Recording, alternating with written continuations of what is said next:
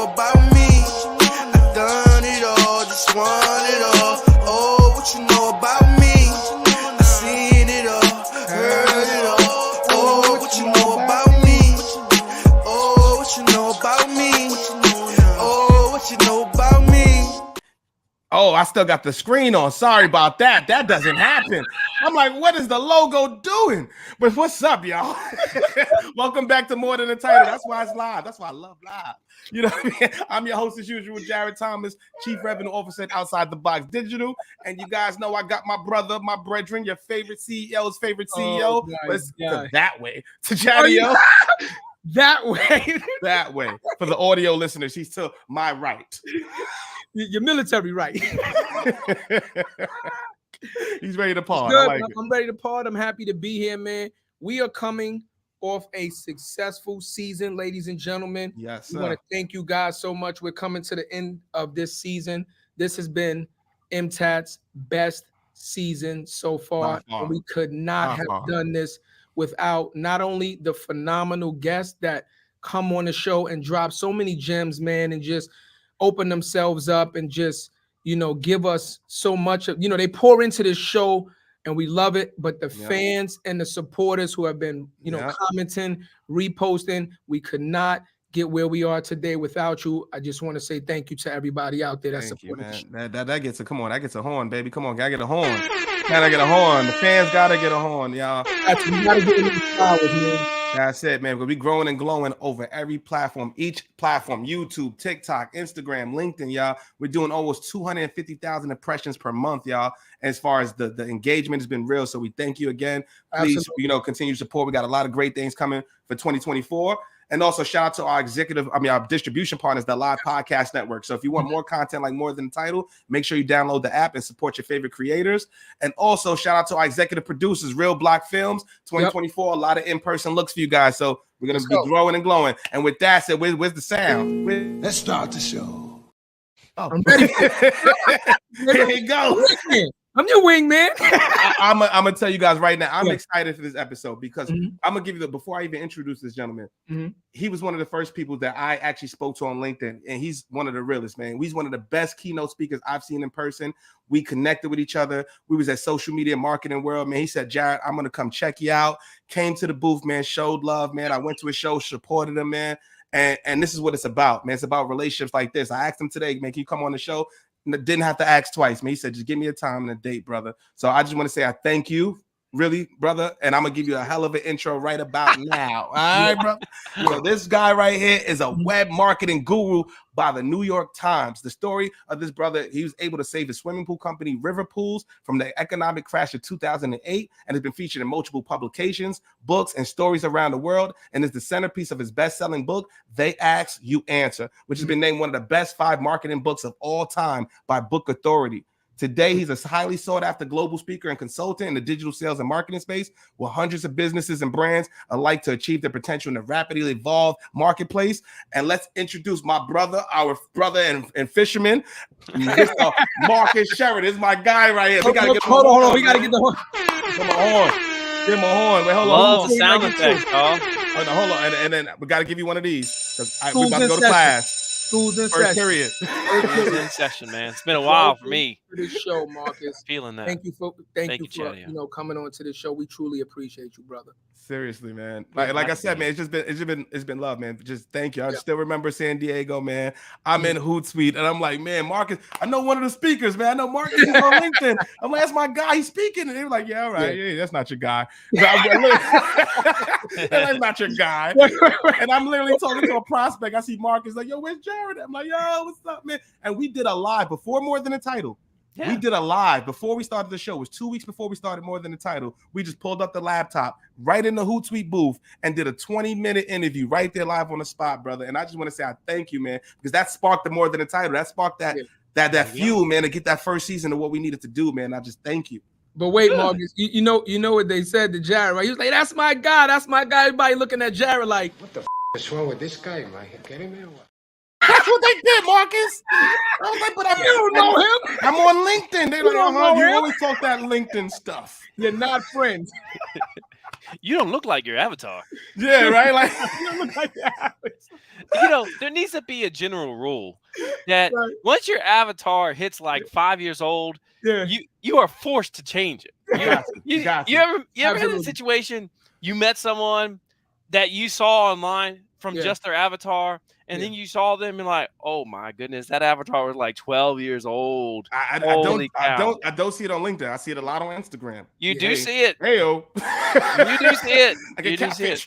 I ain't gonna lie, I had to change mine because I guess you call it post-pandemic when nobody could get haircuts. We couldn't go to the barber, so I actually grew my hair out.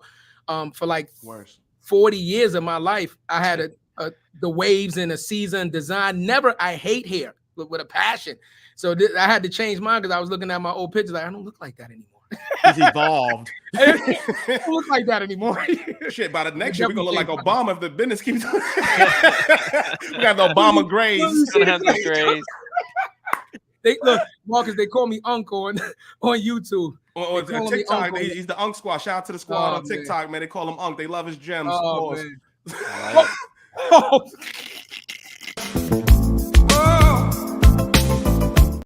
Oh man, you wasn't getting away. I shouldn't have said I could have said any other word but gems, jewels. But Marcus, man, let's get to you, brother, man. Let's talk about, because your story when you got to River Pools, bro. And you know what I'm very curious about? Your entrepreneurial mindset and growing up to that, right? So what was life like before River Pools, brother? Can you tell us about what was corporate life? Did you work at a job? Did you always have the entrepreneurial spirit? Like, let us know a little bit. What's funny is so I graduated college, and I was working just like at a very briefly in Northern Virginia, near DC. But I didn't like the city, didn't like it at all, and so quickly. And I was already married, so my wife and I were like, let's go back to where I grew up, which is country in Virginia, very rural area. And my two buddies had just started a swimming pool company, and they came to me and they said, "Hey, man, we just opened up this little swimming pool store. We sell, like chemicals and like hot tubs and stuff. You can manage the store, and we'll install pools." And so I was like, yeah, I can do that until I figure out what I'm going to do with my life. Okay. And then like 6 months later, they said, would you be a partner in the business? Now, the reason though, in hindsight, because there's a lesson here that they asked me to become a partner, is because I was like, listen, while I'm here, I am going to do whatever I can to just crush this. And I was selling hot tubs. I didn't know anything about hot tubs. And so I started like learning everything about hot tubs, like all the manufacturers, all the models, all the features, all the competitors. I just learned everything. And I remember like my two bosses, before I was a partner with them, they would walk in and I'd start quizzing them on hot tubs. And they were supposed to be the ones that knew about hot tubs, and I was a noob, right? And so I started saying, hey, can you tell me about such and such manufacturer, where they're from, and tell me their top models, and tell me the top features. And they couldn't tell. They didn't know. So quickly they knew, like, wow, this guy knows more about hot tubs, at least like how to sell them, than we know about them. Right. So I was so passionate about it that they said, hey, would you become a partner? At first I said no. I said no. Because as you all would appreciate, I was like, I don't need those headaches. And plus at first they said 10%. And I said, it ain't worth it to me, man. It ain't worth it. I guess one of 10%. No. Right. And then Marcus, wait. I don't want to cut you off, Marcus, but never be afraid when you're talking to people and they give you deals that you don't like to let them know. Homie, don't play that. 10%. 10%. You want me to do all this work for 10%? Wait. Can we go back though real quick? Because you knew all that information. Were you killing it on the sales floor? I was good. Right. I was good, but like I became great. Became great. Can I tell you a story about please do, bro. That changed my life? Please. So what motivated me more than anything probably to become great is like a week into my job, I had this customer walk in. I'm by myself in the showroom. This customer walks in looking for hot tubs. And he doesn't know, he has already owned a hot tub. Okay. And so he comes in, he starts asking questions as someone that's advanced. because he's owned a hot tub before. And quickly he could tell that I didn't know really what I was talking about. And so he started asking me questions just to make me feel stupid. Wow. And eventually he says to me, if you can't answer any of my questions, why are you selling these things? And I just remember thinking to myself, oh, no, you didn't. Right. And it was just that moment when he walked out kind of like laughing under his breath. And when he walked out, I said, nobody will know more about hot tubs than this guy right here. Message. Oh man, I love that. That's what said honest. When he said that and he walked up, I'd have been like,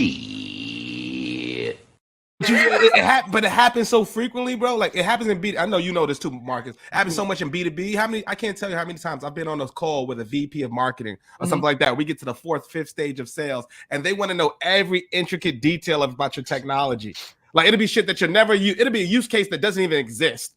They just want to see how you approach it. You know what I'm saying? And that's the same thing. So the value of knowing your product, that's the lesson, man. Knowing what you're selling, knowing your competitors, knowing your product, so you can be able to pivot like that. That is so critical in sales, man. So critical. But understand there's a difference. Let me play devil's advocate. Okay, what's up? You have 2 types of people. You have the involved and the uninvolved, right? Okay. Some people go to buy things, cars, hot tubs, whatever. They pick it from what they see, what they know. Oh, that's shiny, that's black, that's what I wanted. Give me that. It could be the worst product on the market. They just know that's what they want.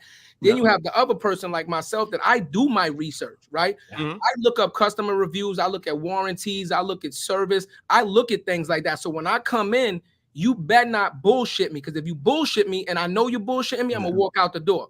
Yeah. You understand? So yeah, that's a good point, Chadeo. Yeah, it is the gambit. And you got to decipher quickly. Like, is this person, are they just in love with this? And to your point, are they uninformed, but just passionate about, I want to own that thing? Yes.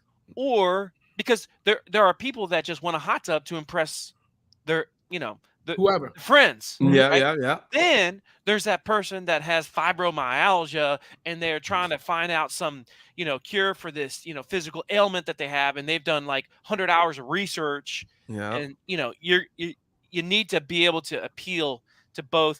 You've got to be, what's that animal that changes? Chameleon. A chameleon. Yeah. Chameleon. You got to be a chameleon in sales, and a lot of people sell one way, and you can't sell. You got to. And this is hard as a sales trainer. One of the things that's hard for me to teach people, because it doesn't come natural, is matching the energy of their audience. And so if your audience is here, you always just want to be just slightly above your audience, right? Not below, just slightly above, essentially right there with them, right? Just slightly above. And I see too many people where they just don't understand things like the power of the smile, or the power of your body language, or the power of gesticulations. I mean, there's just so many things that come with communication that people don't naturally understand. It's why, Jerry, you see me like when I speak to a group of people, I am going to walk into the audience. It's going to happen. You're a beast, bro. I've seen a lot of shows. You're a beast. And it's the way you engage.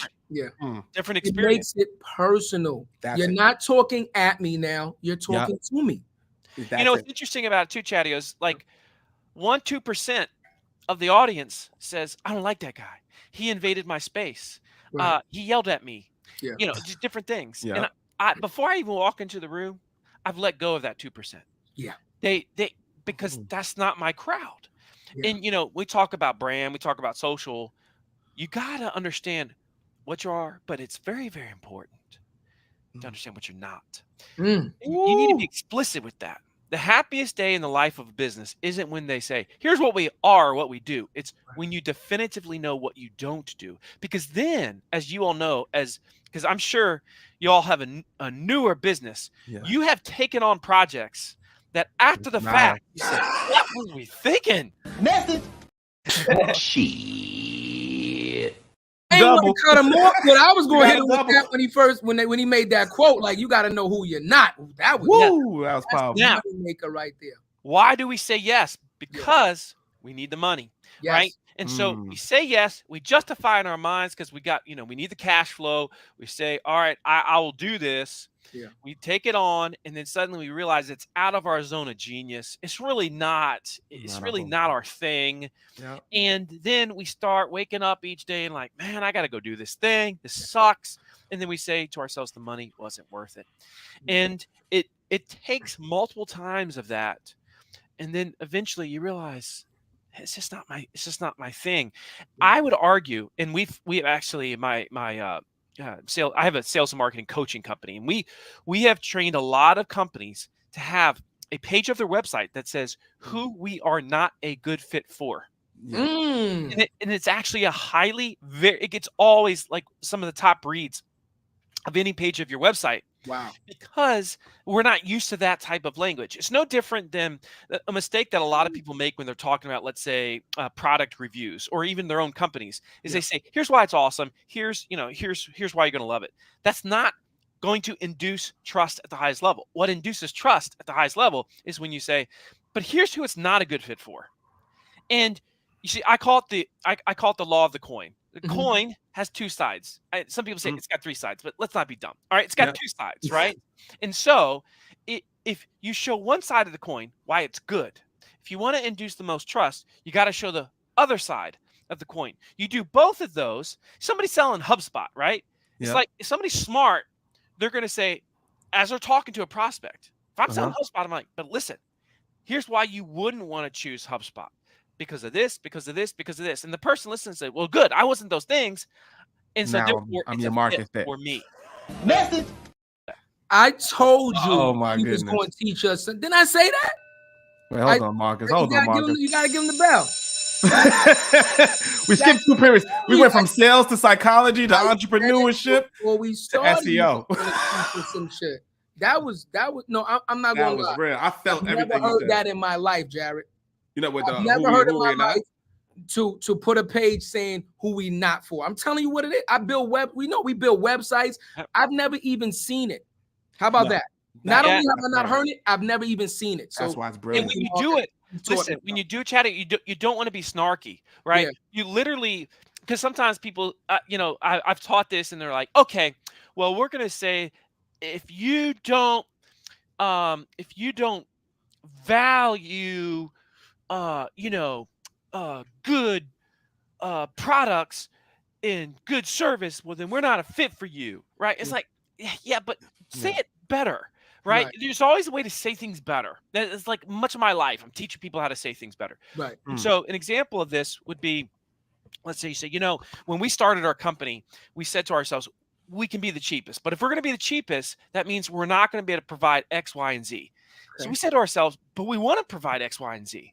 Now, we understand that not everybody necessarily wants X, Y, and Z. And so if you're in the boat where you're saying, you know what, X, Y, and Z isn't important to us, well, then we're probably not a good fit for you. But if you are looking for X, Y, and Z, well, then we might be a great option.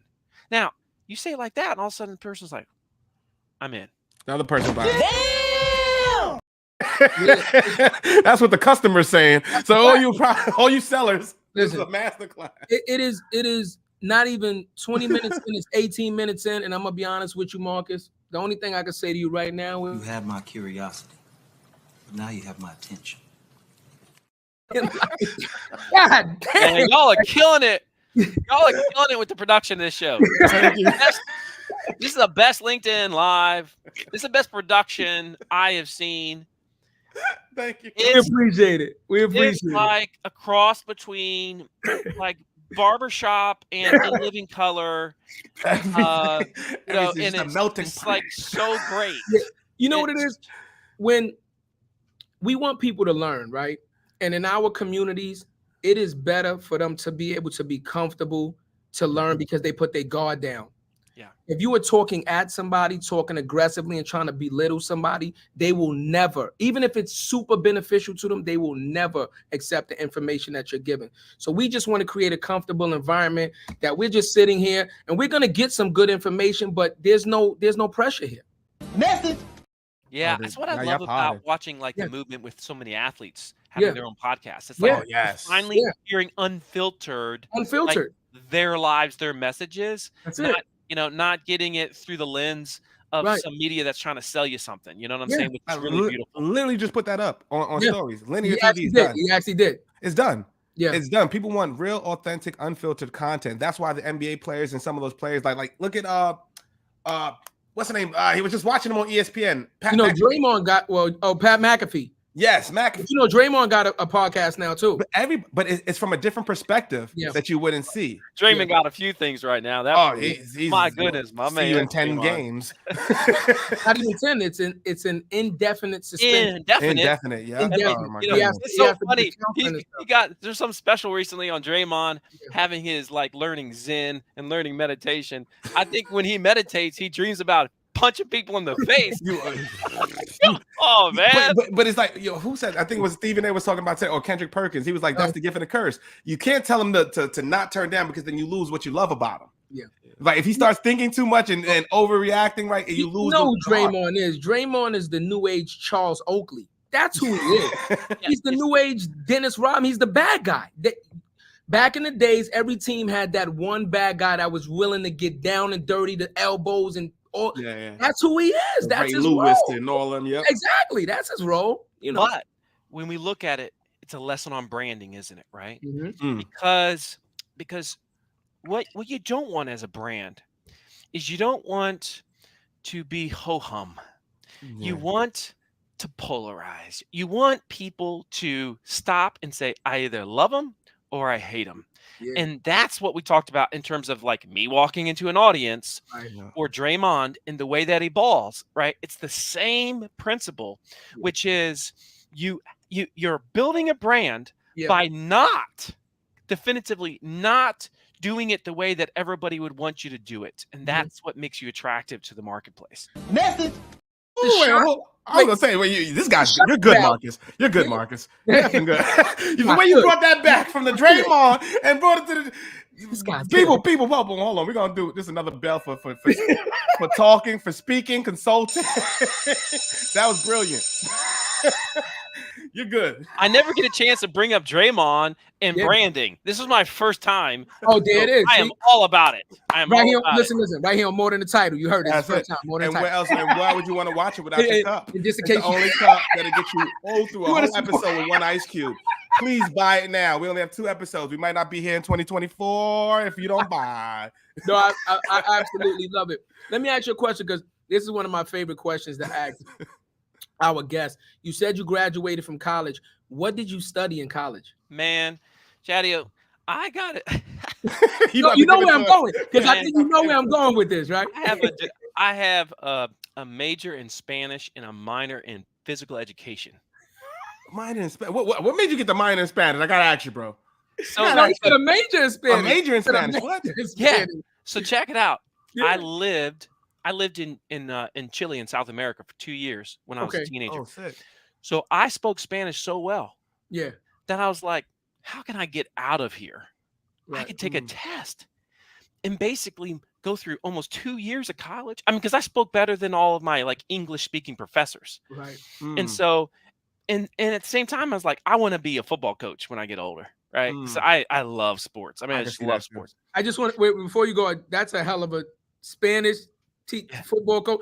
Yeah, that's like the sun in a tomato. I'm saying, and I was just like, I want to get out of college. To me, college was like check a box. I was still, truth be told, and this is, I know this is kind of sacrilegious to some. Let's go. But at this point, my kids tell me, Dad, I'm not going to college. I'm like, awesome.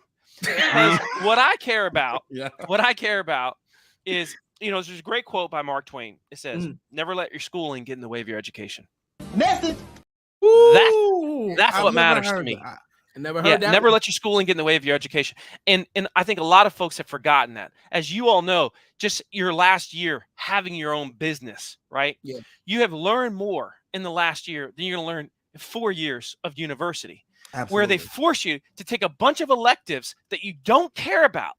The whole model of university education in the U.S. is completely, utterly broken. It is so and bothersome. We got to add fucking church bells when you start preaching. We got a new sounds for 2024. Gets me fired up, man. I mean, if we could go slow. Oh, he's preaching. We can lead up for you, Marcus. You know what I'm saying? We can lead up for you, Marcus. Oh, happy if you don't you know He's preaching. He's preaching that business talk. Make you get the Holy Ghost. We have had that conversation so many fucking times on this show. Yep. So many times. And one thing that you mentioned that I always forget to mention, and I'm glad you said that, is not only the electives, let's talk about the actual fucking scheduling of schooling, right? I have a major. Let's say I'm a brand new freshman or whatever the case may be. I can't even register until the upperclassmen get their classes first. You know what that means? That means now, after pre-registration ends, I have to fit my schedule together with the leftovers, right? But guess what? What if I'm in a special program that requires me to take a certain amount of classes to stay on track with this program? Yeah. You know what happens? Nice. More often than not, students fall behind. They fall behind because you can't get the classes that you want because they're filled or they don't fit your schedule. Yeah, so I look at this shit like, what are we doing here? Yeah, and then you get into 6-figure debt. Right. To take classes you shouldn't be taking. Thank you. Yeah. It's crazy. Marcus, it is I love crazy. I'm being honest with you because we have this conversation all the time. Jarrett knows 2 things that college does successfully: introduce you to credit card debt, because as you're signing up for classes, the credit card companies are right next to the next table saying, I know you don't have financial literacy, but take this platinum card, even though I know you don't have a fucking job, and you're going to buy pizza and run this thing up, and then take this student loan debt that you're going to eventually come out of school owing $100,000 and then get a job doing something completely fucking different than what you studied. Preach, Chadeo. Yeah. So I went to actually, you said something. You said something super interesting with Brandon, bro. And since you're a speaker, right? Yeah. What are some ways that you differentiate yourself as a speaker and a consultant for sales, right? Because like, how do you showcase your value for something like sales when you're not attached to a number, right? I'm not in the field with you. So how do you value that? Yeah. So I would say, So a few different, a great speech is like engineering. You're truly you build something in such a way that the audience, at least in the way that I try to do it, that the audience at the end looks at each other and says, "What? Why are we not doing this? This is so obvious." So a great speaker doesn't come across as a genius.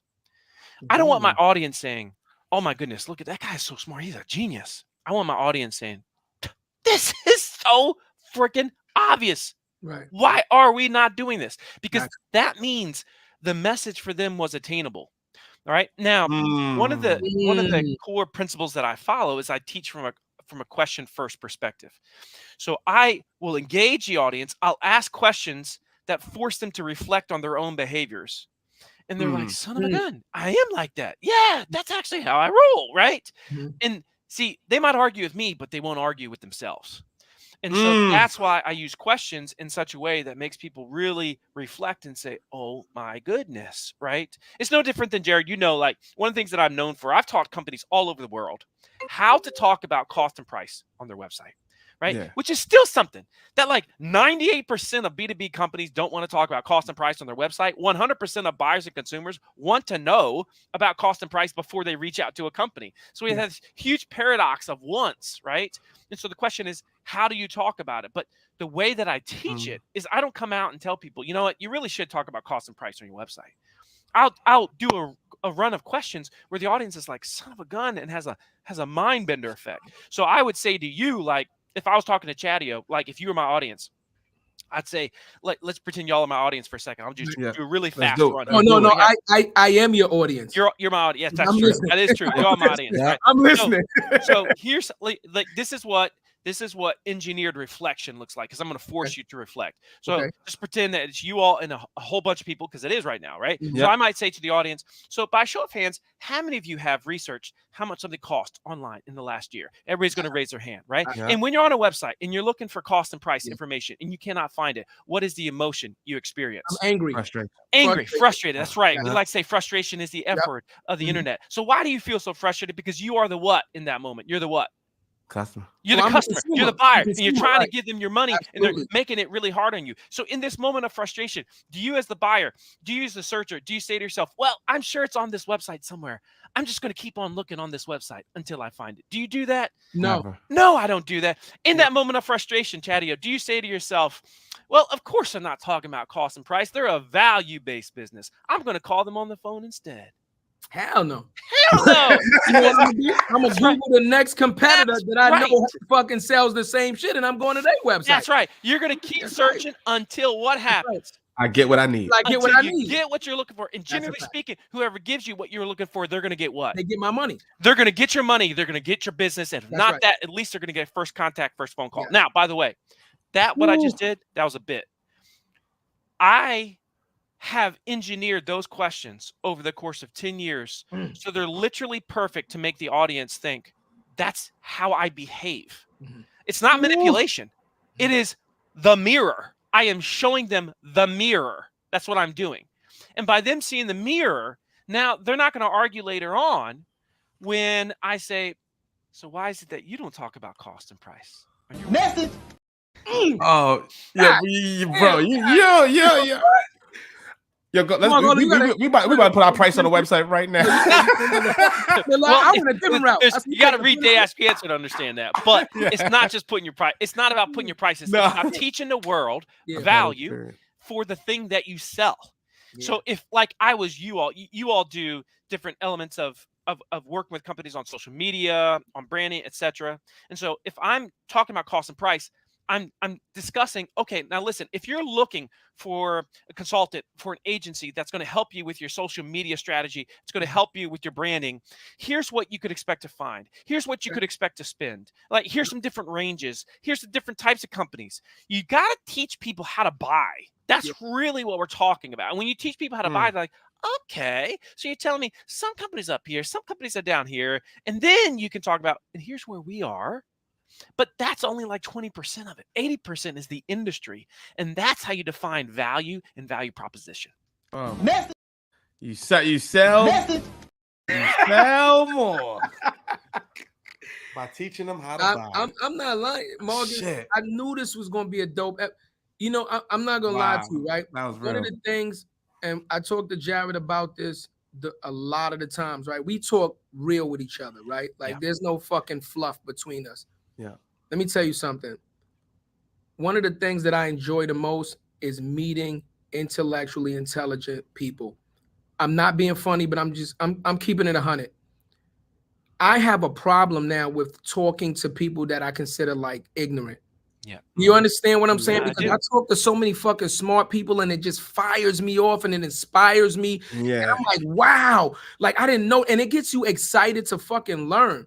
And then when I talk to motherfuckers that I feel like it's like the gift and the curse, right? Because as you learn more, you kind of get jaded. Because now I don't want to talk to stupid people. Because when people say some dumb shit, I just look at them like, why am I even fucking talking to you? Like, well, yeah, what happens is you just live in a different world, right? Different priorities, just different goals and different vision, and people are just more interested in, like, did you see that thing that the guy said to that one person on social media, our buddy? And you're like, yeah, but I'm thinking about, like, how can I become the best version of myself? And, like, how can I elevate my family? And how can I do these things? And you're sitting there talking about, like, Game of Thrones? Come on, I don't got time. Listen, I got an educated question for you. It might sound dumb, but let me ask it to you, because now I want to know, because maybe I might be wrong, right? Is a hot tub the same thing as a jacuzzi, or are they classified as two different things? That's a great question, man. They essentially would be the same thing. Okay. Jacuzzi is one of the most known brands. They really started the industry of hot tubs, right? And so it's kind of like Kleenex, right? Yeah, it's pretty much the same thing. Because I have a jacuzzi, but I've always known it as a jacuzzi, right? But to relate to you, my main background is construction. When people say, oh, I want a sheetrock wall, I go, you want a drywall? They go, no, I want a sheetrock. I go, sheetrock is a name brand. That's not the name of the product. It's a drywall, but sheetrock. But everybody calls it sheetrock. Right, is one of the major players. So I understand exactly what you're saying. So thank you for that. You see? Can you walk around on them stilts, Chadeo, to finish drywall? No, I'm gonna be honest with you. Like, I'm a high level manager. I just point and yell at motherfuckers and throw them on. I'm be honest with you. Like, could I do it? Yes, I could, but I don't. I've been in this thing 22 years. You know what I mean? I came up from the apprenticeship. I don't physically work no more. I refuse to go to work physically anymore. I'm just being honest with you. Well, I mean, it's unsustainable, right? It's unsustainable. Yeah. You can't do it. You can't do it forever. Yeah, that and the fact that like with your class, like I talk to myself and I go, why am I still doing physical work when I have 20 years of experience on the job training, and I'm a year short of my double degree on engineering and construction management? Why am I still doing physical work at 44 years old? You understand? Like, let the young guys come in and do it. My job should be supervision because I have the practical application knowledge and the school trained knowledge to do so. Yeah. Message. I want to go back to the Jedi mind trick, bro. I want to go back to that just for a second. How do you craft that, bro? You said it took 10 years. Can you, if you don't mind walking us through the process of crafting that? Yeah, I'm happy to do it. Whenever you're looking to teach a principle to someone, the first thing you have to do, and I've got a book coming out later on next year about this very thing, and I think it'll just crush. I mean, I think it's going to be $1 million+. Give you an air horn. Fly past that. Don't fly past that. Please let us know what the name of your book is. Yeah. Well, that is still in the work. Okay. Right. We got you. And so it's a book on how to have transformative conversations. And the way, of course, that you do this, and this could be from a stage, this could be with a team member, this could be with family. The principles of transformative communication, they don't change. Now, when you are explaining a new principle to someone or a new behavior, the natural human way is for them to disagree. Now, the great communicators, they can put themselves in the shoes of their audience and they can say, where are they going to resist? What are going to be the mental exit doors? The exit doors of the mind that they're going to want to walk out of. Where are they going to want to say, nah, this doesn't apply to me. I'm different. Now, once you identify those, now you say, how do I get in front of them? Now, what I call that is vanguarding. That's the phrase that I use. It's part of this framework. But vanguarding, just as the general knowledge, was the initial part of the Roman army went into battle, and they formed a V when they went into battle, like the tip of a spear. Right. So they were the first ones to go in to solve the problem or to go to the battle. So when you vanguard in life, in communication, you're saying, how can I get in front of an issue? It's no different than, let's say we're having a sales conversation right now. One of the most important vanguards of a sales conversation is what I call the honest agreement. So let's say, Jarrett, you and I were meeting for a sales meeting. I might say to you, now, Jarrett, before we get started, I know we're going to talk about a lot today, but there's something I want to get out of the way, and that is this. As we're discussing things, it's incredibly important that you are as honest with me as possible. In other words, you're not going to hurt my feelings with anything you say today. The only thing that's going to hurt my feelings is if you're not honest. And at the same time, I'm going to be honest with you. And if we're both very honest with each other, we won't make any mistakes whatsoever. So, Jarrett, will you commit to being explicitly honest with me in our conversation today? Absolutely. And then I wait for you to say yes. Now, that's called the honesty, or I just call it the honest agreement. Now, I do that on any sales conversation. I do that on a one-to-one where it's an important meeting with someone. I'll do that when I talk with my kids. We're setting the stage to be real and honest with each other, and we're going to agree to it at the beginning. That's a vanguard, because otherwise we might be hedging, and we still might hedge. But if you agree to not hedging, then there's magic. Message. Wow. There's one other major. Hold on. You go. Listen, psychology, sales. Fifth period already, man. 38 minutes in. 38 minutes in. Y'all gonna be in detention. That's going overtime day, man. No, I love it, man. The best communicators, they understand that it's not their job to tell their audience what to think. It's their job to ask questions that induce self-discovery in their audience. You think about a manager for a second, okay? Leaders screw this up all the time. Manager or leader, someone approaches them with a problem, an issue. They have dealt with that problem and issue like 1,000 times maybe. But what do they normally do? They quickly answer the question, the need. They solve it quickly. Why do they solve it quickly? multiple reasons, but they solve it quickly because they want to feel valued. They want to feel important. They want to appear smart in front of their team. But what are they really doing? They're teaching their team, when you have a problem, who do you come to? You come to me because I'm the hero. I'm going to solve everything for you. But the problem is that doesn't develop anyone. And that certainly doesn't develop any leaders. And so the great ones, when they get that question, with that employee, that team member comes to them and has a need, a question, a worry, an issue, they know how to ask the perfect questions so that the person says, you know what? I know exactly what I should do. And then the leader says, what do you think you should do? And they say, well, I think I should do such and such. And the leader says, you're right. Because you see, every conversation ends with, you're right. The question is, who's saying it? Is the leader saying, you're right? Or is the audience, the team member, the employee saying, you're right? Because one of those two is the hero. But if you can make your audience the hero every time, well, then now they will see you in a completely different light. And that's how you build a phenomenal brand. And with your team, that's how you build unbelievable loyalty.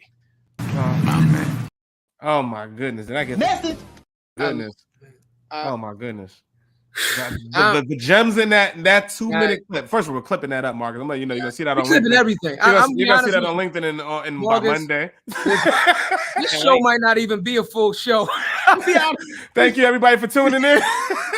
You're gonna see number 2-minute clips, 10-second, 30-second clips. You're gonna have 100 clips from this guy. Yeah, y'all can have a new season. New season just called 2 Minutes with Marcus. That's 2 it. minutes. We about to. We gonna talk. I believe in this wholeheartedly. You cannot grow as a person. It doesn't matter. Right. Remember, for you to grow in society, economically, for you to grow in your job, you have to grow as a person, right? To get somewhere that you've never been, you have to learn how to do things you've never done and think in ways you've never thought, right? This is why these conversations are so important. So important, right? Because you can grow up with a system and learn behavior where your responses are commonplace because you are taught to respond in a certain narrative, in a certain manner, right? Now you talk to somebody that's intelligent and they like, yeah, but think about this. And it almost cracks the structure of everything you've learned. And you're like, wow. Yeah, like I don't even know what to say now, because like it makes you think like, holy shit, I would have never even thought to think that way. Absolutely. People just know. Let me give you an example. Like this is like a really simple one to understand, Jarrett. You asked like a speaking question. So this is a good.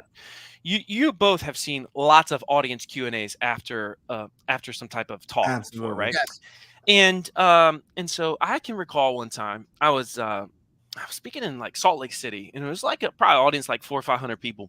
And this gentleman, I'm getting to the end of Q&A, and this gentleman raises his hand. And he says, Marcus, man, this is so great, man. I mean, this is so good. All right, so here's my situation, Marcus. I got this and this going on. Based on that, and based on all you taught today, what do you think I should do first, man? When I get back to the office, what do you think I should do first? Now, 99% of speakers are going to answer the question. Right. And that's because they want to be the hero. Yeah. But when you understand this mentality, and we call this question first, like I live my life in a question first way. I'm always thinking, is it possible that I start with a question here so as to induce this self-discovery, to make the person the hero, not myself? And so in this situation, I said to him, what's your name? He said, we'll call him Chad. Chad. I said, Chad, you know, it's interesting. I have actually noticed you as I've been speaking to the audience today. I've seen you taking notes. I've watched your energy, and I'm feeling your energy right now. Now, I'm going to answer your question, but I have a sense that you have an answer as well. So if you had to say to me what you feel like you should do first when you get back to the office based on what you've heard today, what would you say? And then he gave me an answer, and I said, and that's exactly what I would have said. Folks, let's give Chad a huge round of applause. And you see, that was the end of the Q&A. Who was oh man, that's brilliant. Who's the hero, right? Chad's the hero. Chad's the hero. And see, that's where it's at. If I just give him an answer, there's just no magic there. Yeah. But by me saying, I'm going to give you an answer. Now, by the way, was my answer what he said? His answer? Nah. No. But see, it didn't matter. It didn't matter. Right. You see what I'm saying? I love it. Absolutely. I love it. I can't wait to use why, it. in your defense, you didn't have the conversation with the let's be honest with each other first. So, well, everybody's the hero tonight. But the answer that we land on, that's the one he actually needed. It's not so important that he does it my way. What mattered that he did the work to come up with it himself. Now he owns it, and he's way more likely to do it because he said out loud, here's what I think I should do. Oh, that's right. Yep. So now it's his. It's not mine. It's his. That's a big deal. That's a big deal. You know, my kids come to me and they're like, Dad, I got this problem going on. I said, all right, you ready to work through this together? Like, yeah, Dad, let's work through it. I'm not going to tell them. They know we're going to go on a journey, baby. We're going to go on a journey. I like that, man. I like it. Because this way they become prolific problem solvers. And ultimately, they're going to be great leaders because of it. I can't get to the button. I thought I didn't want to double. No. I thought he was going to keep going. Message. Oh, wait. And for you, he thought he was going to keep going. That one, that's my favorite. You have a name for that one? You got a name for that? That's the whoa. that thing is. So in our culture, right? You can't say something that might sound a little suspect or things of that nature. Shout out to our community over there, right? Yeah, that's rocking with us. Yeah, so if you say something that says sounds a little abnormal, you might get hit with the hey yo. And everybody knows that this one is coming. Pause. He paused. I'm saying, like, so that's we got a couple of them in the pipe. Oh, whoa. Oh, there you go. Whoa, I'm not even going to. He deserved it. I'm sorry, Marcus. Well, Marcus, I'm sorry. I wasn't going to let that pass. But Marcus, you're brilliant. You're brilliant, Marcus. I changed my whole sales approach. I'm about to parent everybody's the hero. I'm about to, that's crazy, brother. Yeah. But where did you even get that approach, man? Where did you learn and study this from? I'm just curious. It's interesting. Ever since I was young, I can remember like being a kid in school and early on, and I was looking at the teacher and I was looking at the student, and the student wasn't understanding what the teacher was saying, and the teacher would just go on like the kids understand. I'm like, that kid doesn't understand you right now. And so it was something early on that I just found really bothersome when communication was unclear and misunderstood. And so much of my life has been about boiling stuff down to very, very simple ideas.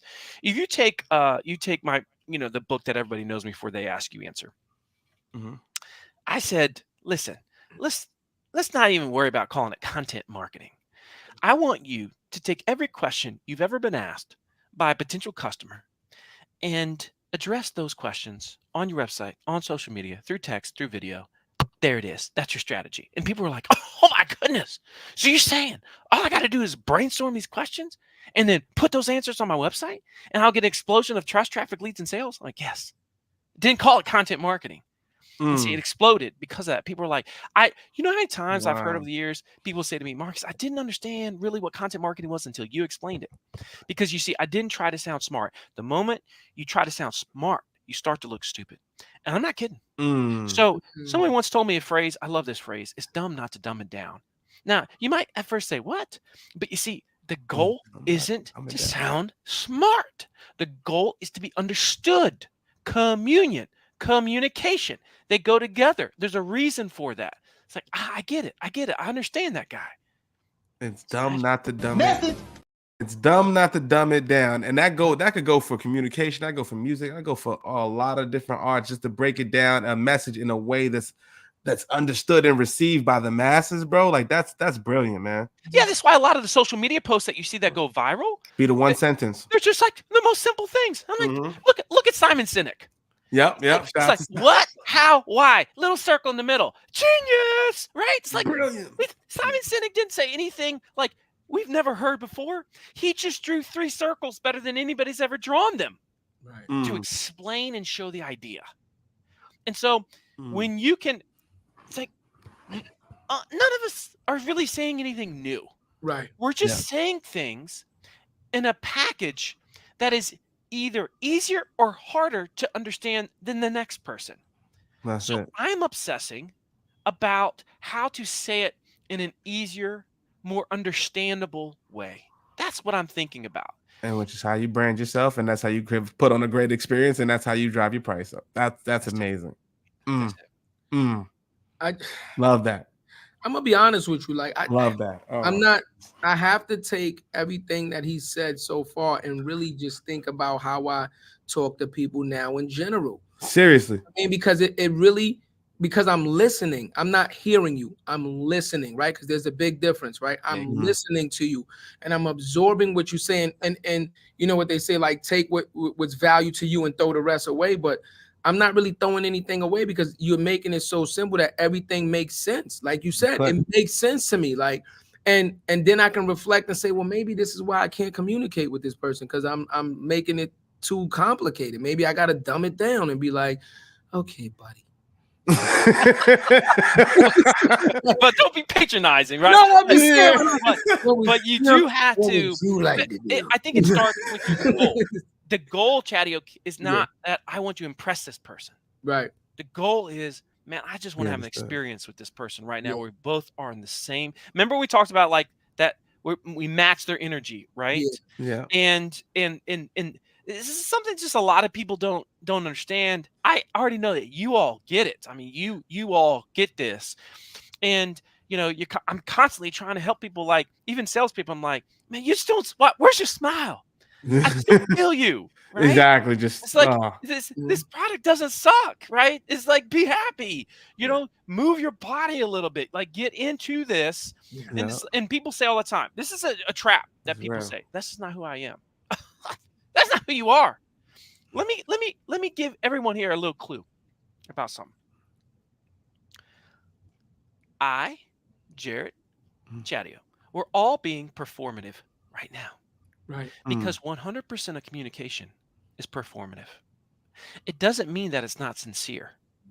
We are communicating right now in a way that we feel like our audience needs. Because you know, sometimes people say to me, well, you know, Marcus, if I'm smiling and I'm not feeling it, that's being performative. Correct? Yeah. It's no different than my wife came to me some years ago. Yeah. She said, honey, I need to tell you something. I said, what's going on, babe? She said, you got a terrible resting bee face. What? She said, yeah. You look so pissed. I said, but that's how I was born, honey. She said, but do you want your audience to feel like you're pissed all the time? I said, well, no. Right. And so I changed my resting bee. And so now even though when I'm thinking hard about something, I look pissed, man. I'm like that's how I look naturally. But see, that the world doesn't know that. The world think, oh, Marcus is pissed, right? And so I had to change that about myself. I got to get over it. People ever say that's just who I am. It can be very dangerous. All right. I was scared to death of public speaking when I was all the way up to almost high school. I was scared to death. And then something just clicked within me, and I found this talent that I didn't realize I had. I wasn't born with it. Yeah. You know, I got the worst part in the drama club as a kid because I sucked at public speaking. I mean, it was one line, man. I still believe that line. I'm not lying. And so it's like, this idea is like, people say, oh, it's just a natural communicator. Come on, man. No. You know, it's just, these are skills that we can develop, right? And so, I could go. Oh, you know, this is a sales masterclass. Yeah, I love it, man. You know, I was gonna ask him that. I don't know if you was gonna ask him that. Like, how did you get into the public speaking realm? Because again, I don't know how Virginia is, but that's not a class taught in our public school system, right? I actually took a public speaking class when I got my degree in college. It was a requirement for my business degree to do a public speaking class, and the final was give a presentation and stuff like that in front of the class. So that's why I was definitely gonna ask you, like, before you even get into that story, bro, can you tell us the story about the river pools and tell us like how you built your brand and lead into the speaking? Okay, yeah, let's do it. Yeah, you know what I'm saying? So to give the audience context, like, because he was at river pools. I'll try to cover everything here. Both those questions please, at the same time. Thank you. So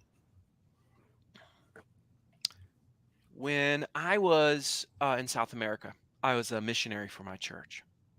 That's where I learned Spanish. And it was during that time, I was like 19, 20 years old.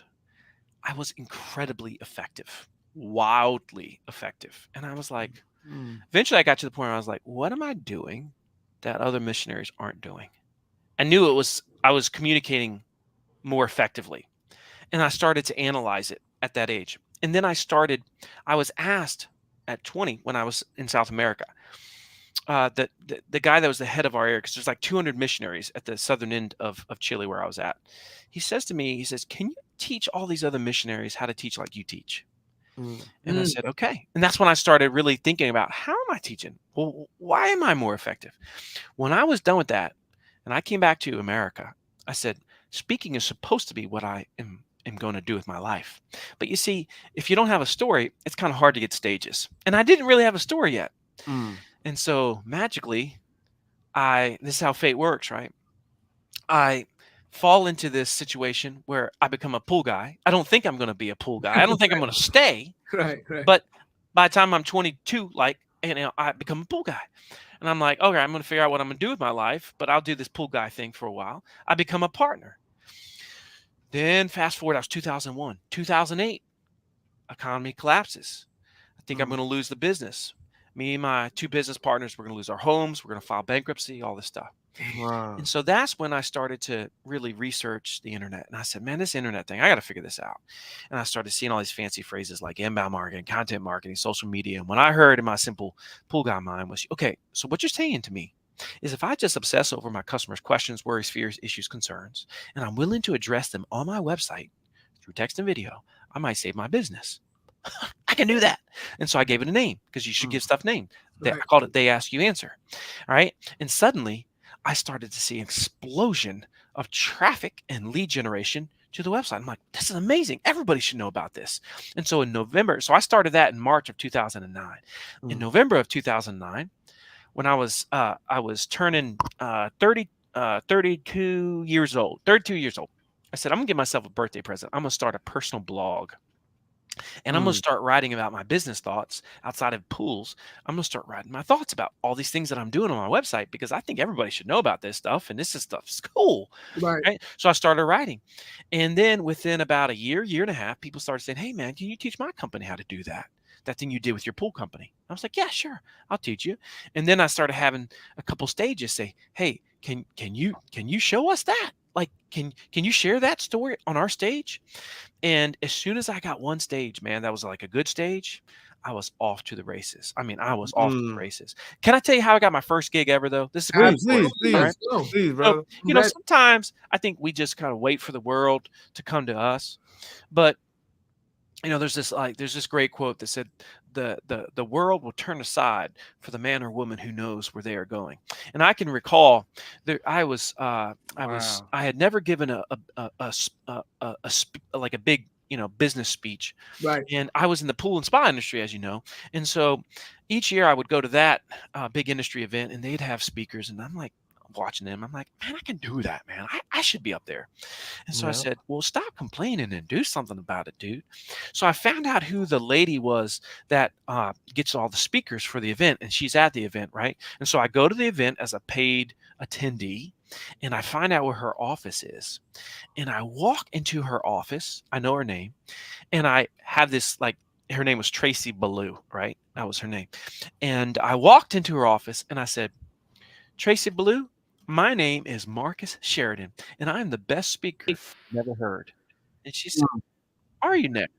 I said, yes. She said, what can you speak on? I said, what do you need someone to speak on for you? She said, hot tub sales. Could you speak on hot tub sales? I said, oh, that's crazy. Hot tub sales class you have ever heard. She literally said hot tub sales. Hot tub sales? Believe it. She That's said crazy. hot tub sales. She said, how do I know you're good, Marcus? I said, funny you should ask. All right, now I'm going to date myself. Right. And I pulled out a DVD. And see, we were one of the first swimming pool companies to send a DVD to leads, to prospects, right? Yep. And see, it was me on the side of a pool. I got this camera crew, and I just talked all about fiberglass pools and da-da-da-da. Right? I said, you see, I want you to watch the footage on this DVD. I did this all in one take. The videographer said, where's your notes? I said, I don't need notes. I'm just going to talk to the camera. He said, okay, but this doesn't generally work. And so I did that. And so I gave it to her. I had that right in my back pocket. I was just hoping that she was going to say, what's the proof? And I gave it to her. And she said, well, how much are you going to charge? I said, I won't charge you anything, but if I'm good, I'll charge you next year. She said, okay, let's see if you're good. Message. Oh my goodness. That was crazy. Goodness. And 2 days later, she said, you ready to come speak at the National Pool Spa Convention? I said, yes, I am. And I was the youngest speaker they had. And so that was, that was like putting my foot in the door, baby. And it was so fun. Oh my goodness. You know what's so crazy? I don't even know It's so funny about it because our first convention as an OTB, we did the exact same thing. Oh, you talking about Podfest? Yeah, first you said a bunch of things, right? First you said the universe, said the universe turns. The world will turn aside for the man or woman who knows where they're going. And a young lady, Shira Abel, said the same exact thing, worded differently. Energy goes where there's clarity. Mm-hmm. And it's almost the same exact thing. If you know what you want, then the world is going to make sure it opens the door if you put in the work and do the right actions. But for us, bro, it was the same thing. Us going into Podfest. It's a festival of podcasters, 10,000 people. First day we go in, and we first of all, we booked the trip on Tuesday. We just found out about it Monday. Booked it on Tuesday. Was there Thursday. It was the craziest shit that ever happened. Tell the full story. I didn't know shit. Didn't know nothing. I'm full transparency. I didn't know shit. We just opened the company a month, Marcus. We just hit our first year anniversary a couple of weeks ago. Yeah. We opened the company in November, December-ish. Before January, Jared's like, we got to go to Podfest. I'm like, what the fuck is a Podfest? I knew nothing. He's like, it's don't worry, we got to be there. It's someplace we got to be. And I'm like, for what? And for additional context, I had no clue we needed to be there. We got free tickets, and it was a podcast festival, and we had just started the show. Yeah. Season 3, we're like, we just got to be there. Let's network. Let's see what happens. He said that. He's not lying. Let's just see what happens. We go down there. Day one, we're like, yo, you know what we need to do? We need to speak. Who is in charge of the guest speakers? Yes. Because we need to talk to them. We need to know. We need to let them know our story. We want to help so many other people. Because there was one thing missing on that whole entire festival lineup, and I watched and listened to every single one, was LinkedIn. Yeah. Everybody was talking about podcasting, but nobody was using LinkedIn as an avenue of distribution. Right. Nobody was working on it. It was crazy. That's a fact. So me talking about, hey, I just, was on my couch sitting Indian style, and I fucking called people, and we closed $2 million in sales without a cold call or email.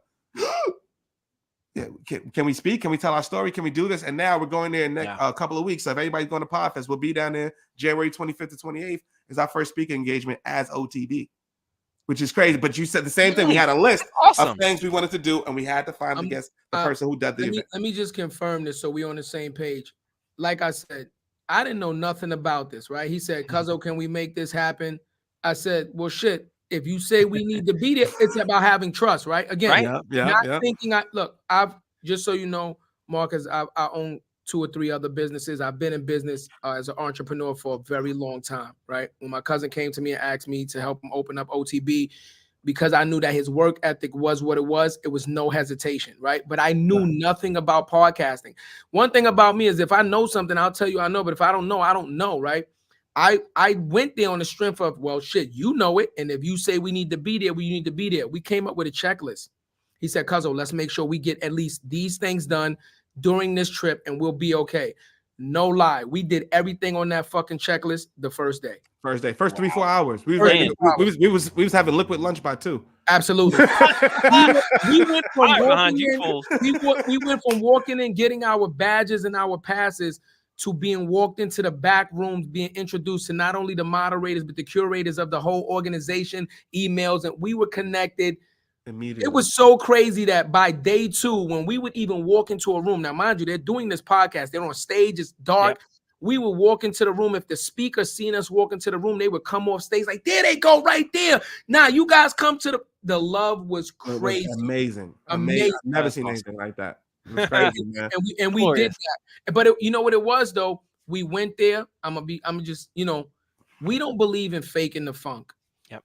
Yeah. They call me Pastel Chatty. I wear a lot of bright clothes and stuff like that. That's my personality. I'm always like jovial. I want to have a good time. I've been through enough bullshit in my life and enough heartache to be fucking angry all the time. We went there. I got on my colors. Jarrett got his smile, his attitude. He's talking to people. I'm talking to people. And as we're talking to people, our energy is bringing everybody else to us. And they're like, and I've seen, and we've got this recorded. People walk up to Jarrett like, everybody's talking to you but me. Who the fuck are you? That it was amazing. Hello. Because it was energy.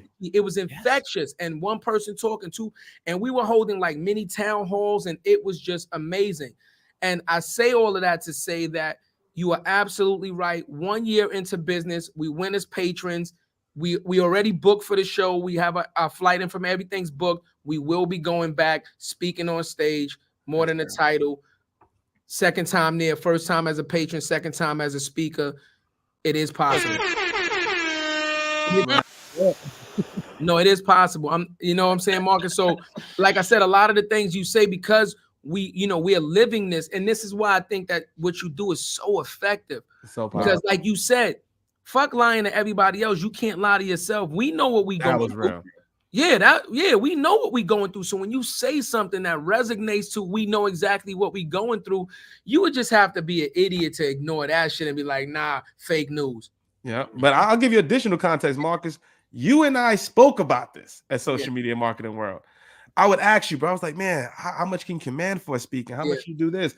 Because I would think the same way. Like, man, just give me a shot to get on stage, man. You were like, man, once you get in there, you do this, that, and to be able to have this conversation with you. I think it's 2 years now, bro. I think it's almost 2 years to the date, man. We was in there in March, and be like, to tell you that story, man, it's awesome, man. So like, I appreciate the side stuff.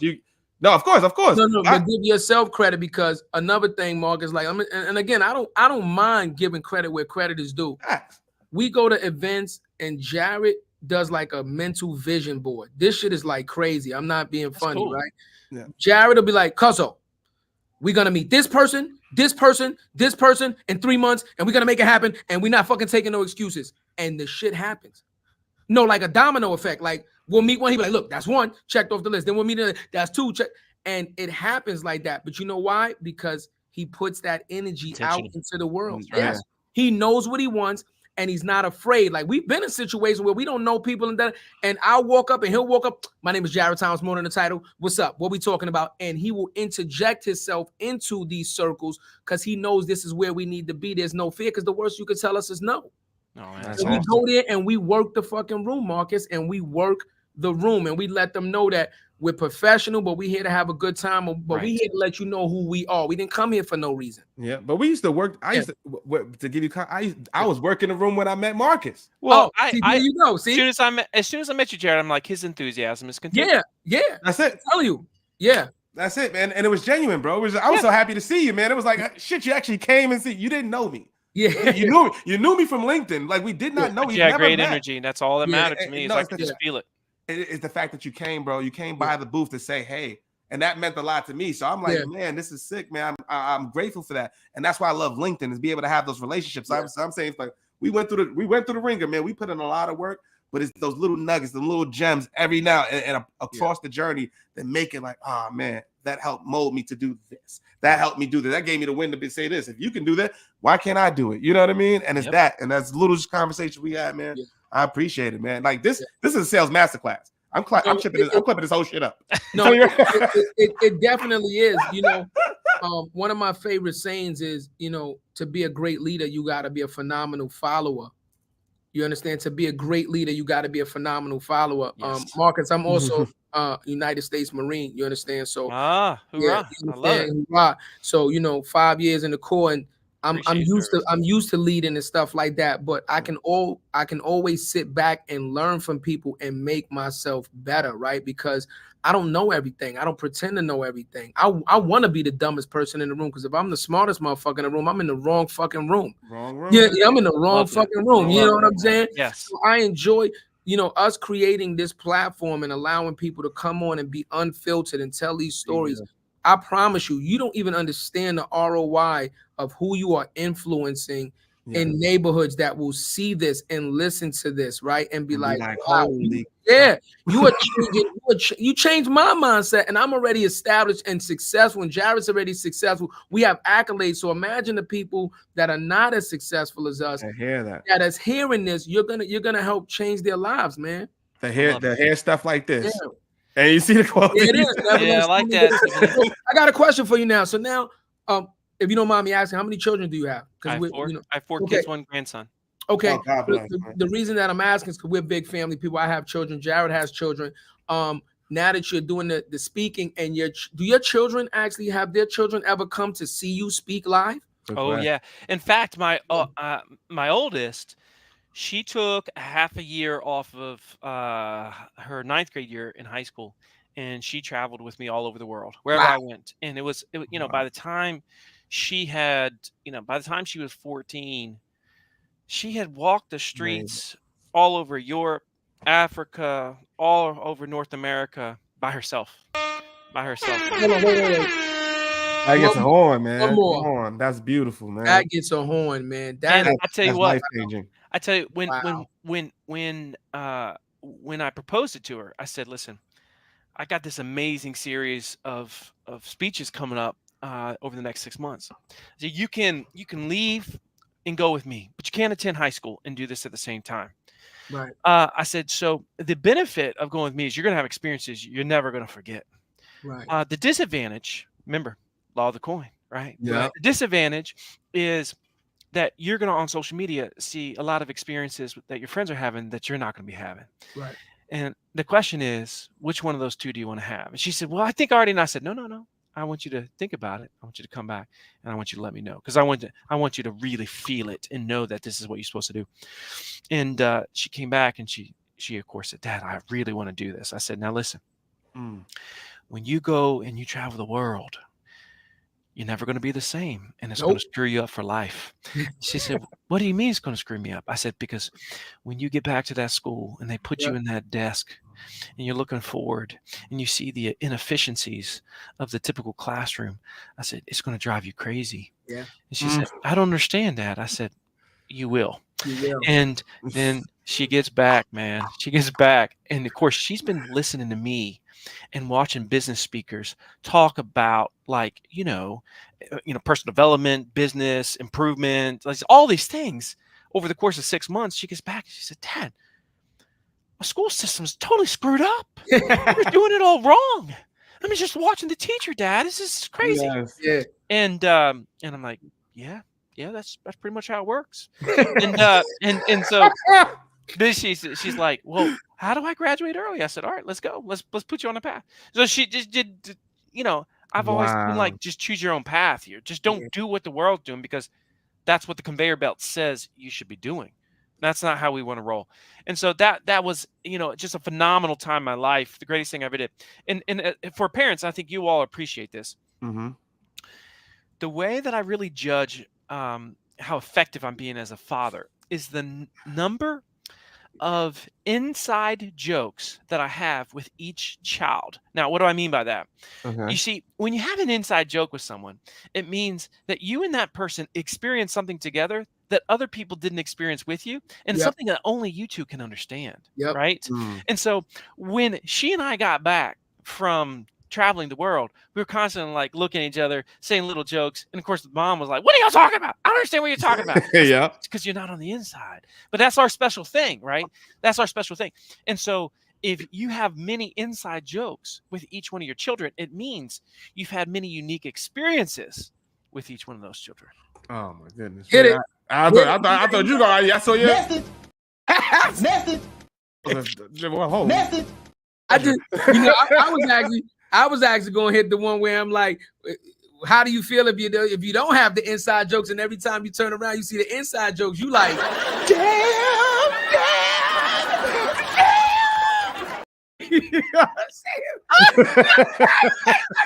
That never gets old, man. That never gets old. It's MJ crying like that. Well, come on, MJ. Come on, MJ. Come on, MJ. Man, you're too hard for that. Oh man. That was amazing. We had a Jarrett. Who do we talk to? I just forget the name, but we talked about transformative experience. Brett Hyman. Brett Hyman, right? Brett Hyman. He owns NVR. No, NVE Experience. NVE Experience, and they create a transformative experience. And what you talked about when it came to speaking is that transformative experience, right? Yep. It is.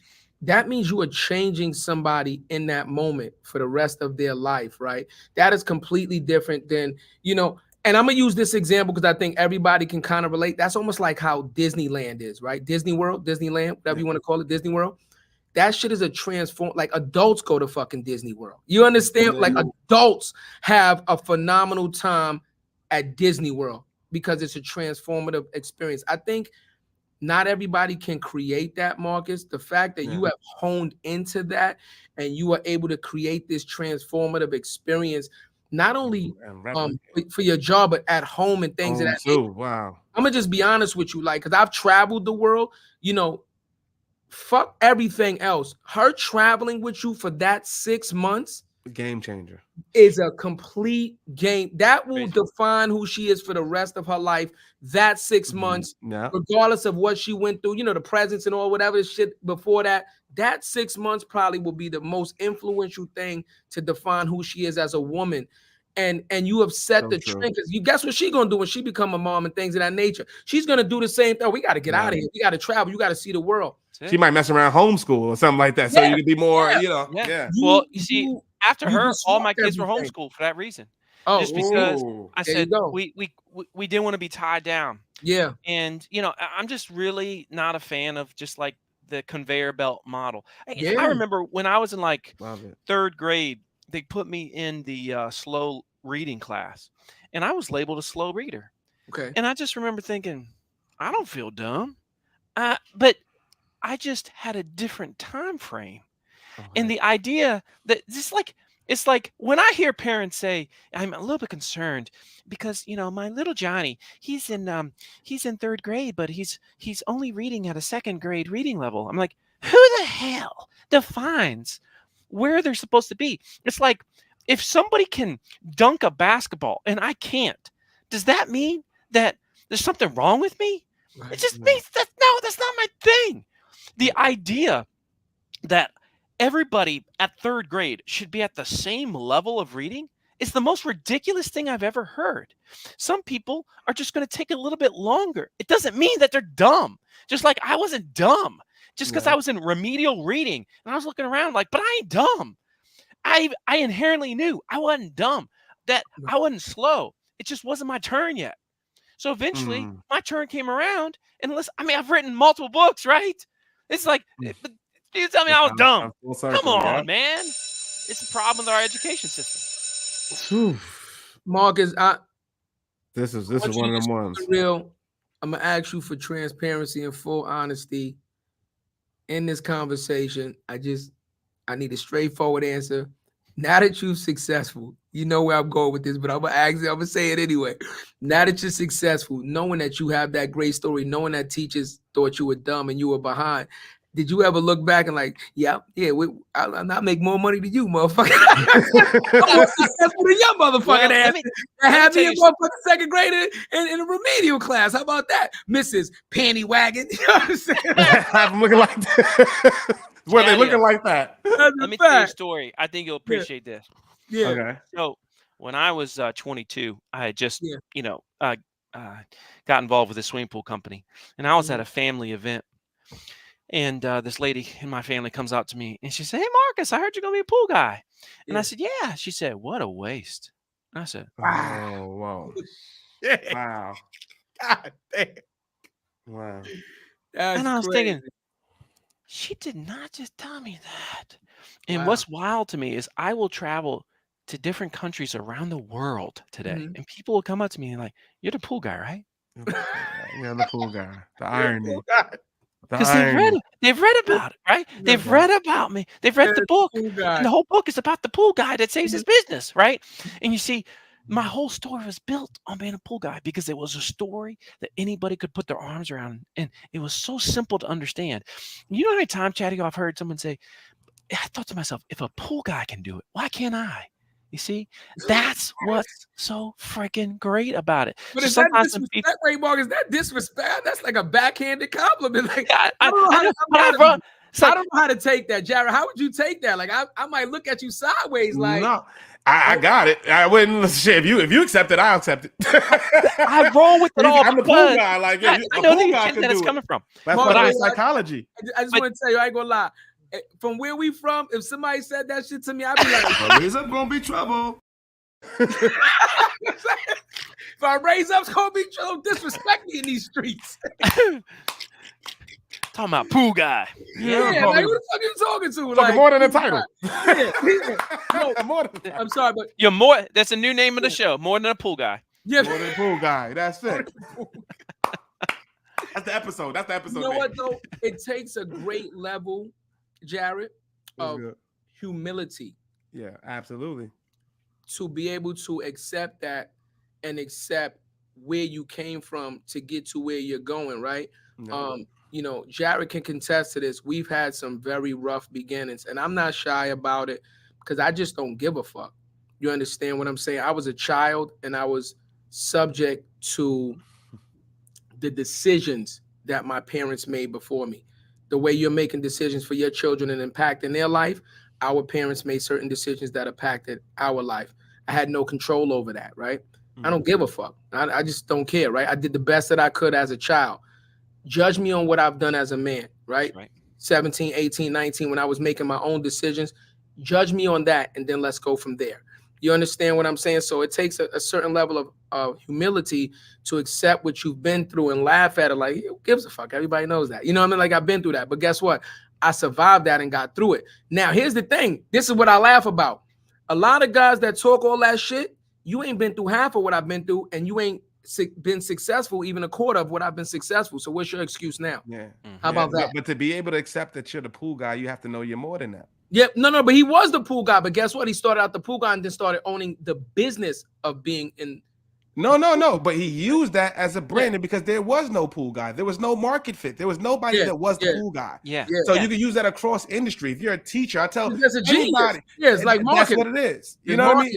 Yeah. A great example. I don't know if you saw him, Chad, the Aki way. There's a guy in a bodega. He does all his food. He does it the Aki way. And all that. Bro, he got a store. He got a store in Brooklyn. What is the Aki way? Like an Aki in a store.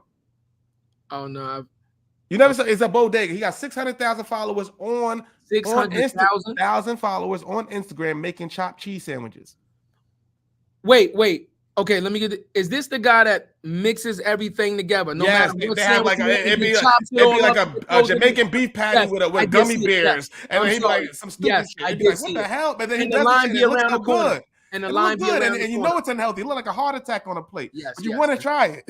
Yeah, people look for them heart attacks too, boy. No, the marketing is phenomenal. You know, and that's what I'm getting from that. You know, Marcus, the pool. If you're the pool guy, you did a great damn job. I think these generations need to really like listen to a person like you because they're too fucking sensitive. Jarrett, if I'm wrong, you chime in. Fact. They're too fucking sensitive. Everything bothers them. Everything is disrespect. Everything is, you understand what I'm saying? Instead of just like using what you've been through and using it as a superpower, like this is my superpower, is the pool guy. Nobody's the pool guy. I own that. Eminem did that in 8 Mile. You remember? Yes. Remember? Eminem did that in 8 Mile, right? On the rap where he was like, what you gonna say? I live in a trailer park and da-da-da and da-da-da-da-da and used all the shit you could say against me. Now what you gonna say? And then he was stuck. That's the exact same analogy. That's what he did in the business. With my kids, I taught them a skill early on because we've done a lot of role play training with my kids, just like I would with a sales team, right? And so it teaches them to be incredibly like effective socially and just in any moment. And one of the exercises or games that we played is the "Isn't That Awesome" game, and the "Isn't That Awesome" game is somebody comes up to them and says something, questions their decisions. They always just know how to turn it into, and isn't that awesome? So somebody might come up to my daughter who's 13. This happened to her the other day. So I got my youngest daughter's 13 at this point. She doesn't have a cell phone yet, right? Because I don't believe in giving her drugs, right? And so I haven't given her a cell phone yet, okay? And so her friends will come up to her and she's like, and they're like, how do you not have a cell phone? She said, you're right. I don't have a cell phone and I don't have any of those emotional problems that come with a cell phone either. I'm not addicted to it. I can pay attention to the world around me. And isn't that awesome? And all of a sudden her friends are like, yeah, that is kind of cool. And suddenly they put their phones down as they're talking to her and they are more present for it. And so, I've taught my kids that somebody comes at you with anything, that if you can flip it around and literally say, and isn't that awesome? You will find that the person will look at you and say, well, I don't know. I guess it is. People say to me, so like, you're a cool guy. Isn't that awesome? Pretty cool, isn't it? Pretty cool story, right? And they're like, yeah, that is a cool story. It's amazing. It's a little bit of mindset. That energy is contagious, just like Jarrett's contagious. People want to be around that thing. Yeah. So that's how it works. Message. I ain't gonna lie. We're going to Podfest. I'm gonna record myself saying, "Isn't that awesome?" You think not? I'm not gonna lie. I'm using that shit. Because lost the business isn't that awesome. For $155. I'm like, but isn't that awesome that I gave a person a job because I was parked That's illegally, right. and now they can support their families? That you can, like, when you learn that, you're constantly flipping things, flipping it over. It's like, it's over. Wow. I'm gonna be the most passive aggressive. That's awesome. Isn't that awesome? You shouldn't have started him, Marcus. You created a monster. You created a monster, Marcus. I love it. It's gonna be a new segment of the show. The Isn't That Awesome section of the show. Let me ask you this. Let me ask you this, Marcus. Right down your journey, right? You've spoken about your children being homeschooled, right? Yeah. And I want to touch on this again because we are big advocates of family, right? I want to just give a special shout out to your wife, okay? Because you said you were married early, right? Yeah. I want to give a special shout out to your wife for helping to support you, right? Yeah. In your dreams and helping to provide the home and the lifestyle for you to be able to pursue your dreams, and also making sure that you come home to a stable house and environment. So I want to just give a special shout out to that because it's very important. We talk about this all the time, right? And again, in our neighborhoods, it is easy to be in a relationship when you are just doing regular things and, bullshitting around and nobody has big responsibilities. When you have aspirations, entrepreneurship, you're running businesses, it is very hard to find somebody on the same wavelength as you that understands, listen, sometimes it's going to be Chanel every day and sometimes it's not going to be Chanel. You understand what I'm saying? Sometimes we're going to have to grind out and walk that journey with you. So I just want to say, shout out to your wife for just being yeah. And providing that family dynamic for you to be able to provide the family dynamic that you provide. That's so important. That's major, man. It's so true. Yeah, we talked about it the last 2 episodes ago with a host we had, a guest that we had on here, and he asked her, "You're so successful. How is it in dating?" And she said it, man. She's like, "Man, this shit is rough, man." You have to align mindsets. It's so hard, man. Yeah, especially as an entrepreneur, like it's hard. Yeah, I was dating when you're dating somebody who has a 9 to 5, it's just a different mindset. There's no disrespect to them. It's just when you're on this grind, it's like, man, I've got other shit to worry about. I can't worry about small things. Yeah, the thing is a weekend 24/7. Like I can't remember last time I thought to myself, I'm so glad it's Friday. So I was like, never. Yeah, it doesn't even enter my thoughts because it's like Saturday is no different. It's like I'm always, y'all know, you're just in the zone, right? Yeah, so you're constantly thinking about there's this list of to-dos that's never it's just never done. Listen, it's like my wife says sometimes she's like, "You done with your list?" Never. Never. That list will never stop. It's just move to the next thing. Jarrett will tell you this to be true. Some of our first couple of clients, right, when we first started this company, we were operating at a scale of 80 to 90 hours a week on three of us, okay? 3 of us at 80 to 90 hours a week to ensure that we delivered that product the way we said we were going to deliver. I'm talking birthdays. I'm talking how Jarrett was on a holiday, his birthday. We're still answering. We was answering calls at 1 a.m, 12 at night when anybody else would have been like, who the fuck is calling me at this time? Yep. But that's what we needed to do to feed this company. So we understand exactly what you are saying, right? And we didn't outsource anything. Yeah, that's a fact. Not one deliverable we outsourced. Yeah, and I'm gonna be honest with you. Some people, Marcus, cannot understand that, right? They don't understand what it takes to fight that fight. They don't understand what we like. Listen, we don't got it right now. Everything is to the company. You understand? Ain't no new cars, ain't no big vacations. Everything goes to the company. Yeah. They don't understand that. So it's very difficult to find a family dynamic and a support system that supports you for that. So, again, I just want to salute you for having that, man, because it's integral to you being able to become what you've become today. 100%. Very, very much so. Yeah. That's real, man. I don't even know what to ask after that. But you know what you're talking about.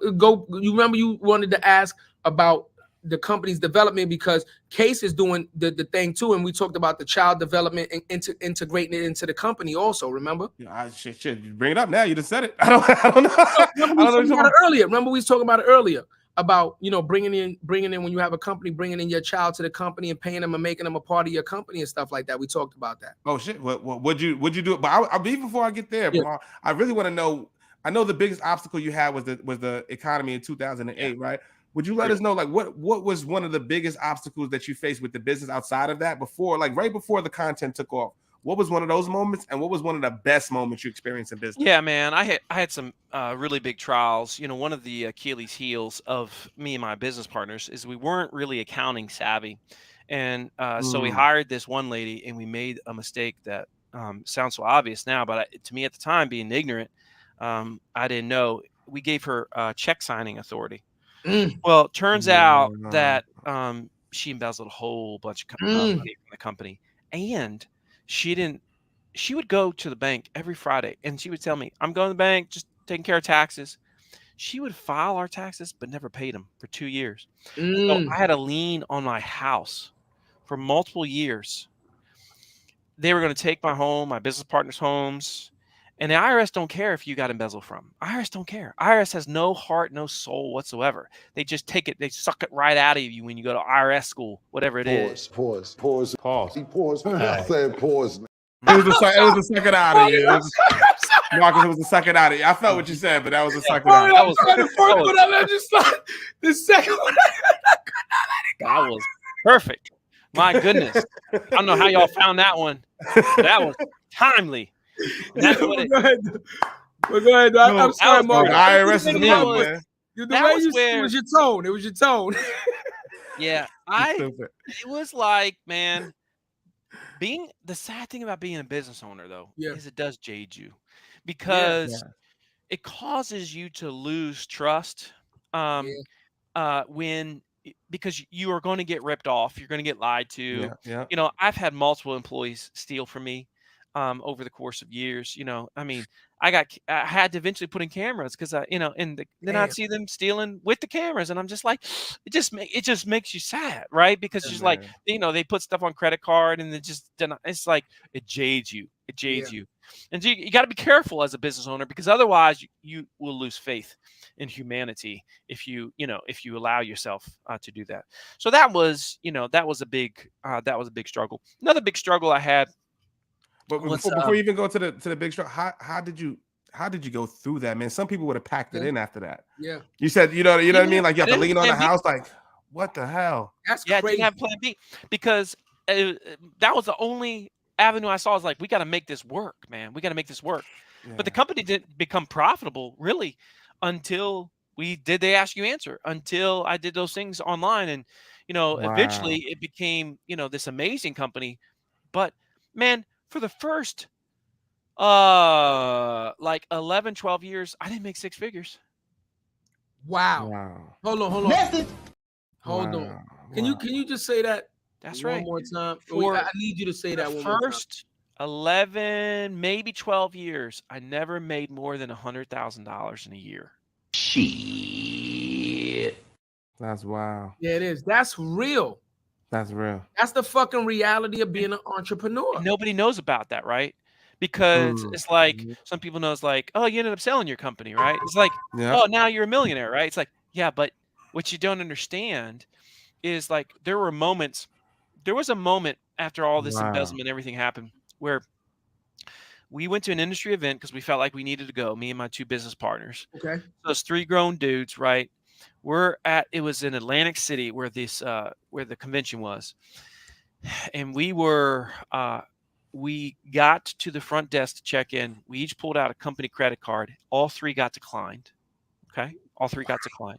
Wow. And we had to put it on a personal card. We were able to find a personal card. But with that, we weren't able to afford to go out to the restaurants. And we literally had to call one of our vendor partners and ask him if he would take us out to dinner. Message. That's insane. Wow. And I've never heard a story like that. I'm not exaggerating. Wow. And so it was like, if he wasn't going to pay for our food, it was probably going to be like 7-Eleven or something. You know what I'm saying? I mean, literally, we couldn't eat out because we just couldn't afford it. couldn't afford. That's how bad it was, man. That's how bad it was. I mean, all three of us were staying in the same hotel room. You know, it's just like, it's the way that it was. It's the way that it was. And so it's amazing. You know, there's this phrase, we overestimate what we can do in a year and underestimate what we can do in 10. Right. And so, you know, by, you know, 2000 and I guess it was 2009, we started the Ask You Answer. 2010, we're still getting out of it. I've never made more than 6 figures a year, struggling. You know, 2020 rolls around. By that point, I'm a millionaire, right? It's just, that's, you know, that's how 10 years is it's just amazing. Can I ask you a follow-up, Marcus, as you said it? Because I asked 2-3 people the same question. Now, knowing what you went through, what was it like when you got the $1 million? What was your feeling? I knew you was gonna say it. I knew you was going for it. Well, it was. Was it a Tuesday? Was it just? Was it to somebody? Because for context, we asked other people. One person said it was the most unfulfilling thing. That they ever had because they already mentally felt like they made it. And another mentor of mine just said it was just a Tuesday because that never was the goal. Yeah. You know, it was like one of those things where, I think the emotions that I went through was, I know I'm supposed to be really excited, right? I'm supposed to be excited, but you see, the way that my wife and I defined financial peace was that she could go to the grocery store and not have to look at the prices. That's how we defined financial peace. Well, we had already experienced that, right? And so, it was just like, okay, so now we've got all this money sitting in the bank. No, that's cool. Right. I can go buy a boat or something. But it was like, you know, it was like, it wasn't this like, there it is. How do you like me now? The listeners, listen now. I gotta chime in real quick, Marcus. But what grocery store? We talking Walmart or Whole Foods? It's a big fucking difference in price. It's a big difference in price. You better be looking at that price tag. Otherwise, you're gonna lose your house. Fucking sauce. Big sauce, $10. Oh man! Listen, which grocery store we talking about? We talking Kruger? You know what I'm saying? Man, between the steak and the steak sauce. And it's Food Line, man. That's what I got here. Food Line. Food Line. Low end, man. Food Line. No, you know, no Whole Foods. You're right. That's a good point. I need to clarify that when I tell you. The reason that we asked that, because we talk about success, right? Entrepreneur, you know, the word entrepreneur, French, it means risk. It means risk. Inadvertently, the word itself means risk. Certain people are just not built for this journey, right? That's why I didn't hesitate. Like I said, I own technically, like at this point, like 4 companies. But when my cousin came to me, I felt like he put his trust in me when he asked me to help him form this company, right? I felt like he knows that I'm going to do right by him, and he knows I'm going to do everything I can to help him win. So when he came to me, that's why it was a no-brainer. But we actually had this conversation earlier about, you know, scaling the company and growing the company and allowing people to come in.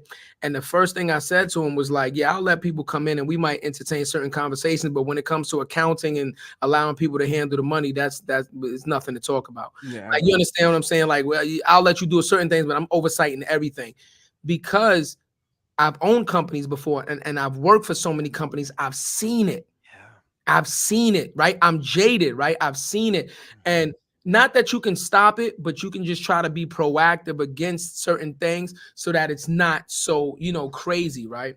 You know, as soon as we had that embezzlement, I had all these companies, like these business owners that I knew, they come in like, yeah, we had that too. Yeah, we had that too. Turns out embezzlement is a huge problem because you have lots of people that are not financially savvy, right? They don't really understand best accounting practices, things like that.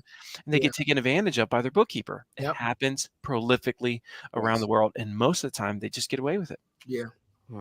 Especially if some companies do what's called end of the year audit. Right. They do an end of the year audit. So it doesn't matter if they have an accounting firm, they'll hire another accounting firm. Check their books, right? Come behind them. Absolutely, right? So they'll pay that expense just to make sure, you know, everybody dots their T's and crosses their T's and dots their I's. Ladies and gentlemen, don't drink tequila on the show. You say dotting your T's instead of crossing your T's. But if you are gonna drink, it's the only cup that'll keep your drink cold for an hour and 38 minutes. You hear the ice in it. You hear the ice in it. But so let me, we was talking about this earlier, and that's why I thought Jarrett was gonna go there, Marcus. Now that you actually understand what success is and your business is successful, because me and Jarrett literally were talking about this earlier. Have you incorporated your children into the business as employees of the business, because you know that you can pay them a certain amount, and then a lot of that amount can be tax-free, and then you can invest that in things of that nature to help them start building generational wealth? 100%. And I tell you what, I ask all my entrepreneur friends, I'm like, your kids are your employees, right? Yeah, it is. Did we not talk about this earlier? It's like that is rule number one. $12,000 a year goes to your kids. Yes. And this way, it's it's tax free. Yes. And you just got to give them some responsibilities. That's it. Just keep a minimal timeline. And out of that 12,065, you can invest in something like a Roth IRA or something like that, which continues to be tax free and grows for the rest of its life. And then you can use that Roth IRA to buy property and things of that nature, which again ends up being tax free. You don't pay capital gains tax, etc., etc. There it is. Sorry, yeah. No, I promise you. Period. Finances. Earlier, Jarrett? Yeah, really. We literally had this spoke about conversation about an hour ago. About an hour ago. About an hour ago. It's crazy. About an hour ago, Marcus. So you know, if you're not doing it, you're just throwing money away. Yeah. Right. Because the government's going to misspend the money anyway. Absolutely. So you might as well spend it in the appropriate way. Because as soon as you become a business owner, it starts to, the sad thing is a lot of people think corporations make too much money, and they base that on the fact that Amazon makes all this money and doesn't pay taxes. What they're not thinking about is the majority of small businesses in the world, like yours and mine. Because what we do is, if we get a profit, we're thinking about, okay, not just how can we bonus the team, but how can we store it for a rainy day? The problem is if you can't store as much as you want for a rainy day, and you have to give that to the government when you need it, the government's not going to give it back to you. Don't give it back. Right. And see, unless somebody has had to pay corporate taxes before, they don't really understand it, because oftentimes too, it's like, I got to pay taxes on that, but that's not how much money I have in my actual bank account. I don't understand. But yet that's the profit that you're showing. And so you're going to have to pay your third. You got to do it. All right. And now all of a sudden, and then you got your other Social Security. I was like all this stuff. And you're like, suddenly it's like, oh my goodness, I'm having a hard time, just like storing the grain in the storehouse for the famine. And that's what's, fundamental for me as a business owner, having lived what I've gone through and having experienced that debt as I've experienced. It's like, you want to always have plenty in the coffer. I mean, it's just very, very important. Have to. Hold on, let it go up. Let it go up. You gotta let the bell go back. It's coming up. It's coming up. There you go. A period, man. We talked about that, Marcus, because Jarrett will tell you, we're not doing this for sense of self. Like, be clear. We've already made the decision to be the sacrificial lambs in our family. We're going to do whatever we have to do to create generational wealth, first generation. There is no generational wealth in our family. And we are family, right? We are family. There is no generational wealth in our family. We have made the decision that we're going to go through the struggle. We're going to go through whatever we need to go through to try to create this for future generations, right? So, what you're talking about, we literally talk about these regular. It resonates. Like you said, you can't lie to yourself. It hits home. Yeah. And there's just so much. I think to me, I love the fact that I grew up pretty broke. The image that I always have in my head was the shampoo being frozen in the shower. Because we couldn't afford to pay our heating bill, right? Wow. And so the shampoo was frozen. I'm like, man, that shampoo, that is so weird looking, right? Frozen, right? And that's why I look weird. And so I was like something. And when I was a kid, before there was caller ID, my parents, with the phone to ring, and my parents, before they were divorced, they would say, you always pick up the phone. I had to always pick up the phone. Why? Because the creditors were calling, right? And you didn't know when the creditors were calling. Right.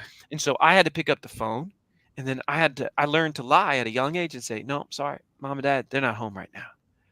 And so that's the, that like debt was taught to me early, like the effect of debt. Like it seemed like 90% of the arguments my mom and dad had that led up to the divorce was about money. Right. And it's like, always is. So I'm watching all these things and I'm just like, yeah, I don't think I want that. Right. And so like everybody, the choice is you either do exactly as you saw, you model it, or you say, man, I'm so grateful that I got to see the wrong way to do it. And so in my case, I'm just like, I don't want that. I actually want to eat dinner around the dinner table, not the TV trays watching TV. No, we're not going to do that because I grew up at the TV trays, right? It's like we had a lot of, things that were just not quite right growing up. I mean, granted, my parents did the best they could, but neither one of them has ever made more than $50,000 in a year themselves. Neither one. And so it's like crazy.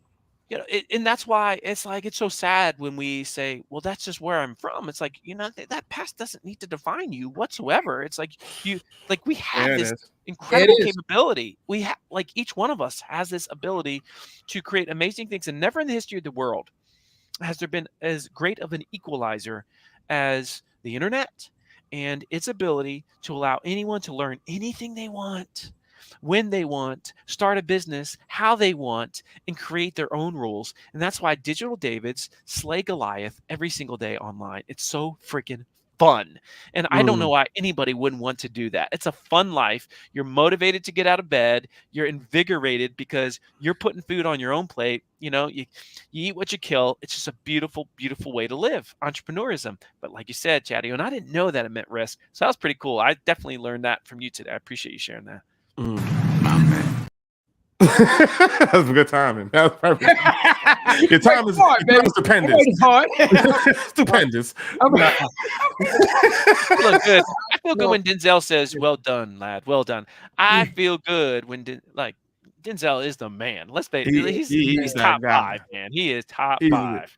But only thing I could ask you other than this, man, because this was a masterclass, bro, and I really enjoyed every bit of this episode. Seriously, phenomenal episode. Yeah. Since we're fishermen, I wanted you to, can you give us what's the craziest fishing story you got for us? Okay. Craziest story. What's the biggest catch? What's the craziest story you got for us? Man, I don't have any really crazy stories yet. I mean, one time, so I got a YouTube channel. It's called Saltwater Fishing University. And because, I love fishing. So I'm like, I'm going to create a YouTube channel. I'm going to make it a brand. And so I'm in the process of doing that. And we were just learning how to fly the drone in the ocean. And I got a bunch of good footage with the drone that day. And suddenly the drone got a little bit crazy on us. And we're out in the middle of the ocean, and there was a bunch of whales that were around us. I'm not exaggerating. There's just like whales everywhere. Wow. And the drone hits the boat. We try to land in the boat. It hits the boat, and it goes in the water. And I look around, and I'm like, guys, no. And so I was on the bow of the boat because I had tried to catch it, but it hit the side of the boat.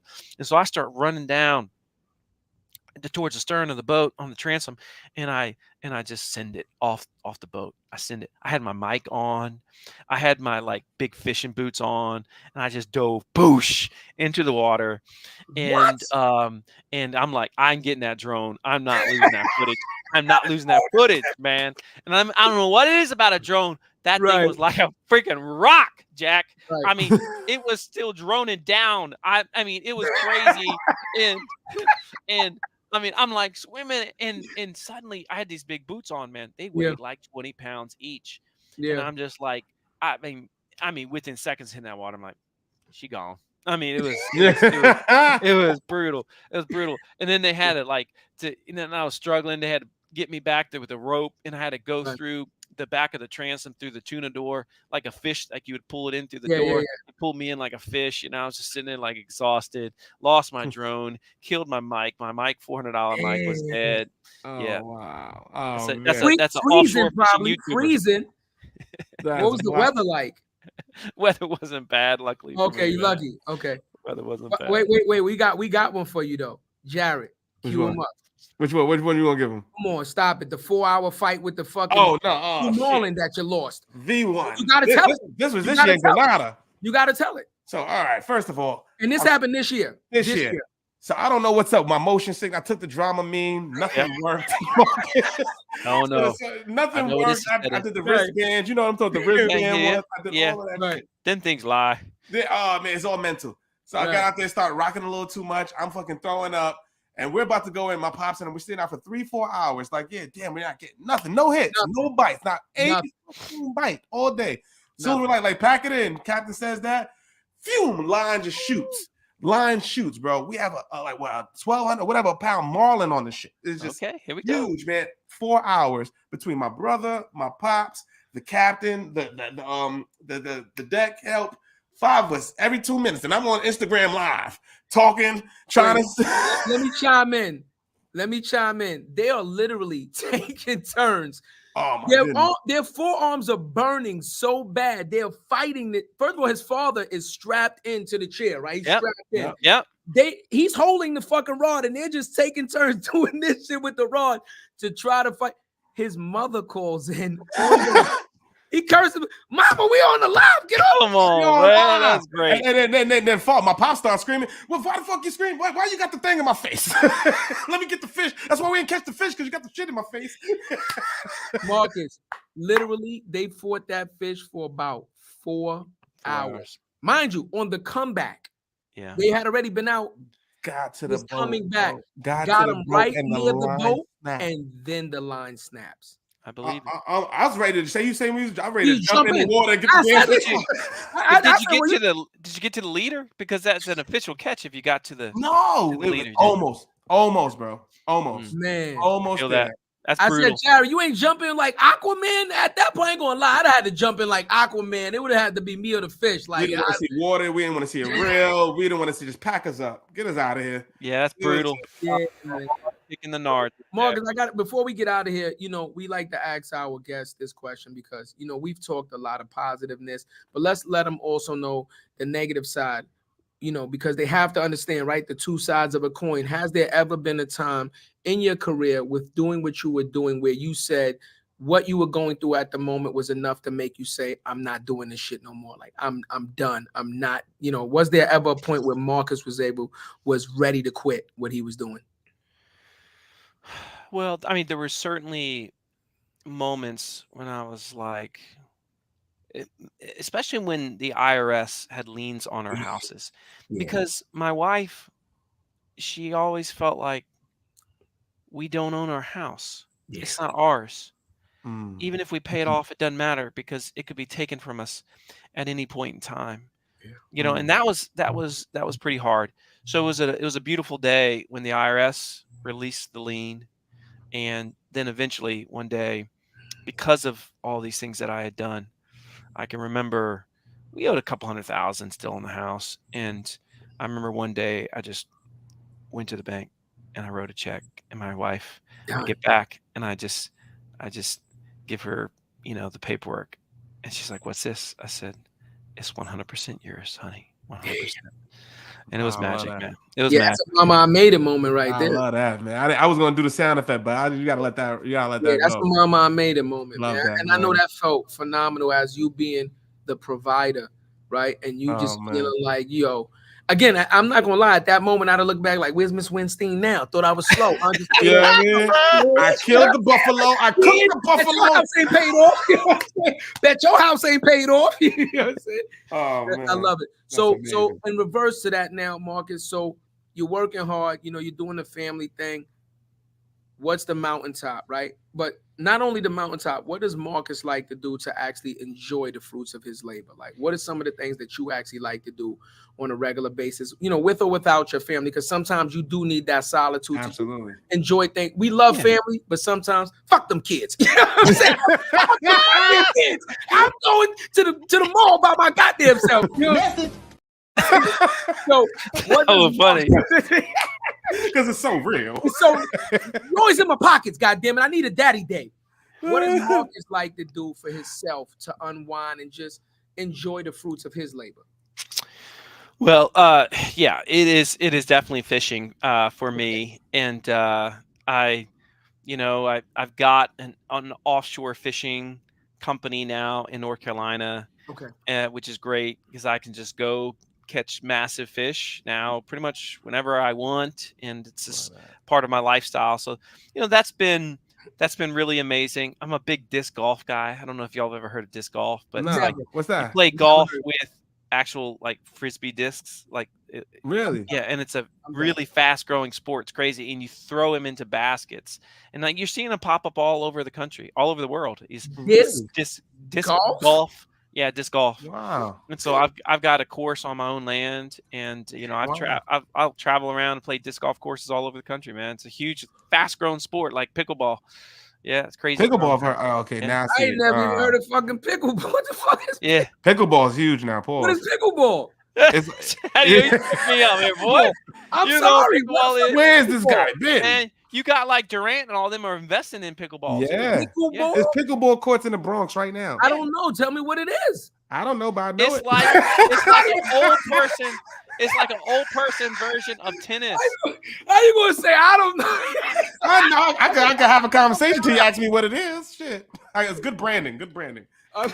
It's like tennis, except way slower, and it's just condensed court. You can play it on a tennis court in 2-on-2, and so this way old folks can play it. You don't have to be super mobile, but it's like super fast growing. And there's all pickleball leagues, and a bunch of NBA players are investing. I don't want to ask this because I know Jarrett's gonna hit the fucking bell on this, but it's a relevant. It's a relevant. To get it out the way, it's a relevant question because frisbee golf is what size is the ball? Yeah, it's like it's like the size of a plate. It's like the size of a plate.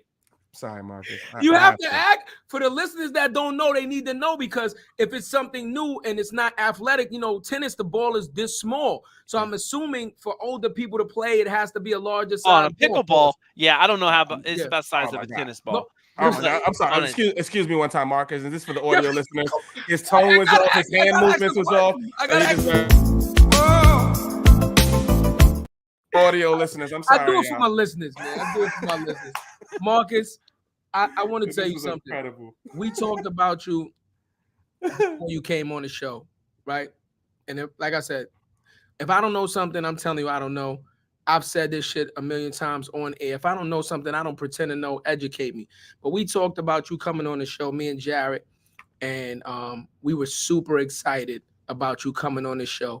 And Jarrett was like, "Cuz I'm telling you, this is gonna be a fucking banger. This dude is super smart. Yeah. He is gonna drop. I'm telling you, this is what he said verbatim. It's gonna be one of those ones. That's exactly what he said. He said he's gonna drop so many gems, man. I'm telling you, we are gonna enjoy this show so much. And I just wanna say thank you, brother. Seriously. You did not let me down in any sense, form, or fashion. This has been a phenomenal show. You have taught me so much. And I just want to say thank you. I appreciate it. And just so you know how information works, the lessons that you've taught me, I'm now going to teach to my family and try to better my situation so that they can be better. So see how quickly you're impacting somebody. And that's just from me, one of the hosts. So imagine what you're going to do to the thousands of people that are watching this thing. You're going to impact other families and you're going to change families. This has been a transformative interview for me. Thank you. Absolutely. Appreciate that, man. Absolutely. This is a blast. Y'all got a great vibe here. Yeah. I can't wait to share the show. And more of this is needed, right?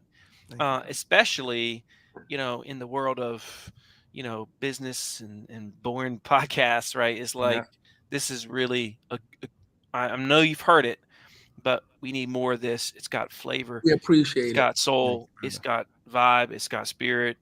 It's got the juju. So, I'm a fan. You certainly made a fan here today. And Chadeo, was great meeting you. I knew Jarrett was awesome. Yeah. Great meeting you, Chadeo.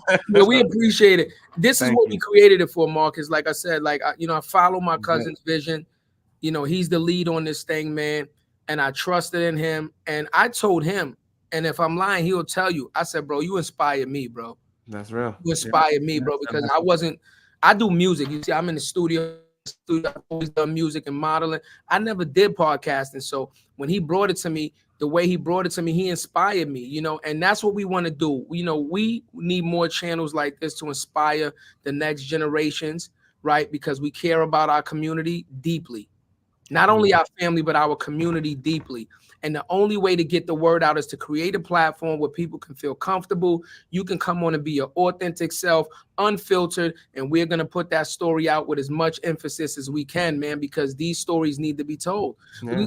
People need to hear that. Yes, I'm successful now, but I was in debt and my, from embezzlement, fucking liens on my. They need to hear that shit. That's the shit that's bleeped out of ad week, ad age. That's what's bleeped out, man.